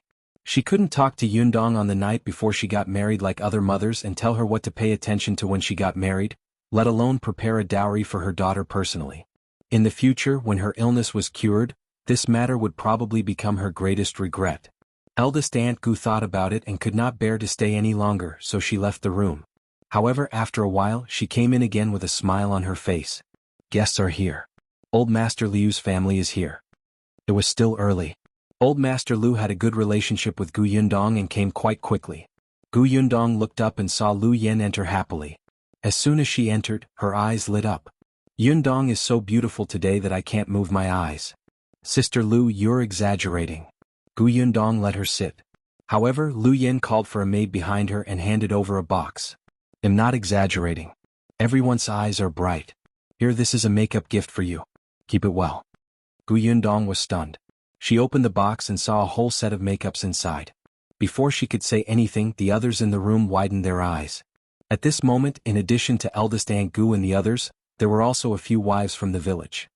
There were Dong Xiulan and Madame Zhou, who were familiar with Gu Yundong, and there were also people who had come purely to see the bride and had yet to leave. Gu Yundong's room was huge. Even if these people entered, it would not be crowded. At this moment, when they saw the box of makeups, the few of them whispered and exclaimed, "The Lu family is really generous. A full set of makeups should cost at least 20 taels, right? 20 taels? I think it's at least 50 taels. The Lu family is indeed a rich family in our county. If you give me those makeups, they'll go crazy." Madame Zhou wiped her face. These ignorant people were saying this in front of Miss Lu. Wasn't it embarrassing? She frowned and pulled those women out. All right. You've seen the bride. There are so many people here. Don't stay here. Go outside and help. If you find any errors, ads pop up, ads redirect, broken links, non-standard content, etc., please let us know reports so we can fix it as soon as possible. Chapter 12:10. Everyone is here. After they left, Gu Yundong shook her head and said to Lu Yen, "It's too expensive." Lu Yen sat beside her and said softly, "It's not expensive. If it weren't for the fact that he was afraid that you wouldn't accept it, my father would have prepared a few more sets. This is a token of our family's appreciation. It's to thank you for letting that silly brother of mine not be tricked by the Zhang family. No matter what, you have to accept it." Since she had said so, Gu Yundong could not say anything else and nodded. Only then did Lu Yen smile. She knew about the Zhang family's matters. At this moment she couldn't help but sigh that fools were blessed. Although her brother wasn't very promising, he had a good friend. She chatted with Gu Yundong for a while before leaving. After a while, Gu Yundong heard the Tao family's voice again. Then Wenzheng and his wife came over. Madame Gu also came to see her and gave her some makeup gifts. Unexpectedly, just as she left, Tong Shui Tao came over to say that young master and young madam of the Peng family had arrived. Gu Yundong was stunned. She had indeed sent an invitation to Peng Zhongfei when she got married. After all, they were friends. She had to give him an invitation. However, she felt that with Peng Zhongfei's attitude of avoiding her, he probably wouldn't come. He would most likely find an excuse to reject her. She did not expect him to really come. Not only did she come, but she also brought Madame Yao with her. Gu Yundong's forehead twitched slightly. She did not like Madame Yao at all. Whenever she thought of her, she would think of Gu Xiener. However, thinking of the devil. Madame Yao came in after a while. At this moment, other than Madame Yang and the makeup artist, everyone else had gone out. Aunt Ku and Gu Dafeng went out to entertain the guests, while Madame Zhou and Dong Xiulan went to Shao Qingyuan's house to help. Shen Sidian went to chat with Madame Lu and Madame Gu. Therefore, after Madame Yao entered, the corners of her lips curled up slightly. Gu Yundong narrowed her eyes. Oh, why did this woman look like she had ill intentions? Madame Yao also had a box in her hand, which was naturally not as big as the one Lu Yen had brought. She placed the box on the table and said with a smile, "Congratulations on Sister Yundong's wedding. This is my makeup gift. I hope you like it." The box was opened. There was a pearl necklace. The pearls were quite big. Gu Yundong smiled. "Thank you." Madame Yao did not leave. She sat opposite Gu Yundong and looked up at the makeup artist behind her. "Can you excuse us for a while? I have some private words to say to Sister Yundong." The makeup artist was stunned. She had been invited over by the Gu family from the county city, so she naturally knew about Madame Yao. Hearing her request, the makeup artist could not help but look down at Gu Yundong. Gu Yundong nodded. "Go out and eat something first. You've worked hard today." "All right, then call me if you need anything, Miss Gu." The makeup artist tidied up the dressing table slightly and glanced at Madame Yao. With a trace of suspicion in her heart, she walked out of the room. Madame Yao's maidservants stood guard at the door, as if this was their territory. Gu Yundong found it funny. When she faced Madame Yao again, her eyes turned cold. "Young Madame Peng, what do you have to say to me?" Madame Yao glanced at Madame Yang. She knew that Madame Yang was not smart, so she did not care. In front of her, Madame Yao said bluntly, "Miss Gus' wedding today is supposed to be something to be happy about. I'm just a little curious. Why didn't Miss Gu invite your cousin over to the wedding banquet?" If you find any errors, ads pop up, ads redirect, broken links, non-standard content, etc., Please let us know reports so we can fix it as soon as possible. Chapter 12:11. Gu Yundong's threat. Madame Yao really hated Gu Yundong. If not for her, Gu Xianer would not have become Peng Zhongfei's concubine. Although Peng Zhongfei didn't like her, it was enough to disgust Madame Yao. Moreover, ever since that incident, Peng Zhongfei had been very impatient with her. Other than bringing her out on necessary occasions to give her some face, he almost never stepped into her room. She was not as useful as concubine Xia in the Peng residence these days. Madame Yao was so angry that she fought with concubine Xia. But deep in her heart she hated Gu Yundong as much. Initially she would have suppressed this hatred. After all, it was rare for her husband to bring her out. If she dared to cause trouble, her life would probably be even worse in the future. But today was Gu Yundong's wedding day. She looked extremely beautiful and blissful. Gu Yundong was so blissful that it hurt her eyes. In the end, Madame Yao couldn't suppress the resentment in her heart and wanted to cut a crack on such a big day. Hence, she deliberately mentioned Gu Xianer as if she was trying to disgust Gu Yundong. However, Gu Yundong looked at her strangely. Gu Xianer? She's not here anymore. Where can I invite her? Madame Yao smiled and said, So you still know that she's gone? Back then, you were the one who personally sent her to my husband as a concubine. Her life was very difficult. As her sister, you never thought of visiting her when you were living well. Even when she left, you didn't send her off. So, Gu Yundong raised his eyebrows. What are you trying to say? If you don't hurry up, someone will come in later. Madame Yao was a little angry, but she quickly smiled. There's nothing to say. I'm just a little curious. Does your father know about this? Does he know that his biological niece was sent to another man's bed by his biological daughter? Does he know that his biological niece lost her life in this unfamiliar place? Does he know that no one collected his biological niece's corpse? Saying all this on Gu Yundong's wedding day was clearly to cause trouble. Seeing that she did not look good, Madame Yao immediately felt better. By the way, I heard that your father just became an elementary scholar. Do you think it will affect your father's career if news of this spreads, Madame Yang could not understand these words, but she could feel Madame Yao's malice. She immediately stepped up and stood in front of Gu Yundong. She frowned and said, What are you talking about? Our Dong Dong is very busy and doesn't have time to talk with you. If you're done, leave quickly. Otherwise I won't be polite. Madame Yao glanced at her and sneered. She ignored her and only looked at Gu Yundong. Gu Yundong pulled Madame Yang to the side and sat her down. After comforting her, she looked at Madame Yao. What do you plan to do? What do you think? Gu Yundong smiled and said, Do you want my father to think that I'm a ruthless daughter who doesn't care about her cousin? Or do you want to ruin my father's reputation? Madame Yao, you can try, but I promise that if you do this today, you will definitely be kicked out of the Peng family tomorrow and be abandoned. You will live a miserable life for the rest of your life. Madame Yao suddenly tightened her grip, wishing she could pounce on her and bite her. You make it sound like the Peng family will listen to you. Don't you think too highly of yourself? Even if my husband is on good terms with you, the old master and old madam of the Peng family won't allow him to divorce his wife and become enemies with my family. If you find any errors, ads pop up, ads redirect, broken links, non-standard content, etc., please let us know reports so we can fix it as soon as possible. Chapter 12:12. The groom is here. As soon as Madame Yao finished speaking, Tong Shuetao's voice came from outside the door. Miss, the prefecture magistrate's wife, the prefecture magistrate's son, and Miss Nia are all here. Madame Yao froze. What did she just hear? The wife of the prefecture magistrate? The son of the prefecture magistrate? She looked at Gu Yundong in shock. Gu Yundong smiled and said, Did you hear that?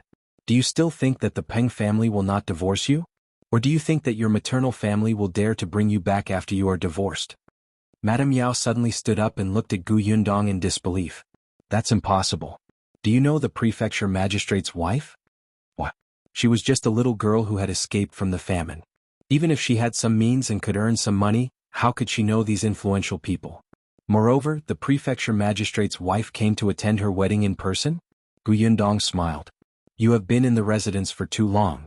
She had been busy fighting with concubine Xia all day long and did not even know that the world outside had changed. How sad. Madame Yao did not believe it. She wanted to take a look personally. However, before she could turn around, Tong Shuetao had already led Madame Dai and Ye Shuang in. When Madame Yao's maidservant saw them, she did not dare to stop them and shrank to the side. As soon as Madame Dai entered, she held Gu Yundong's hand affectionately and said, I'm late. It's all Wenhuo's fault. He stayed in the county yesterday.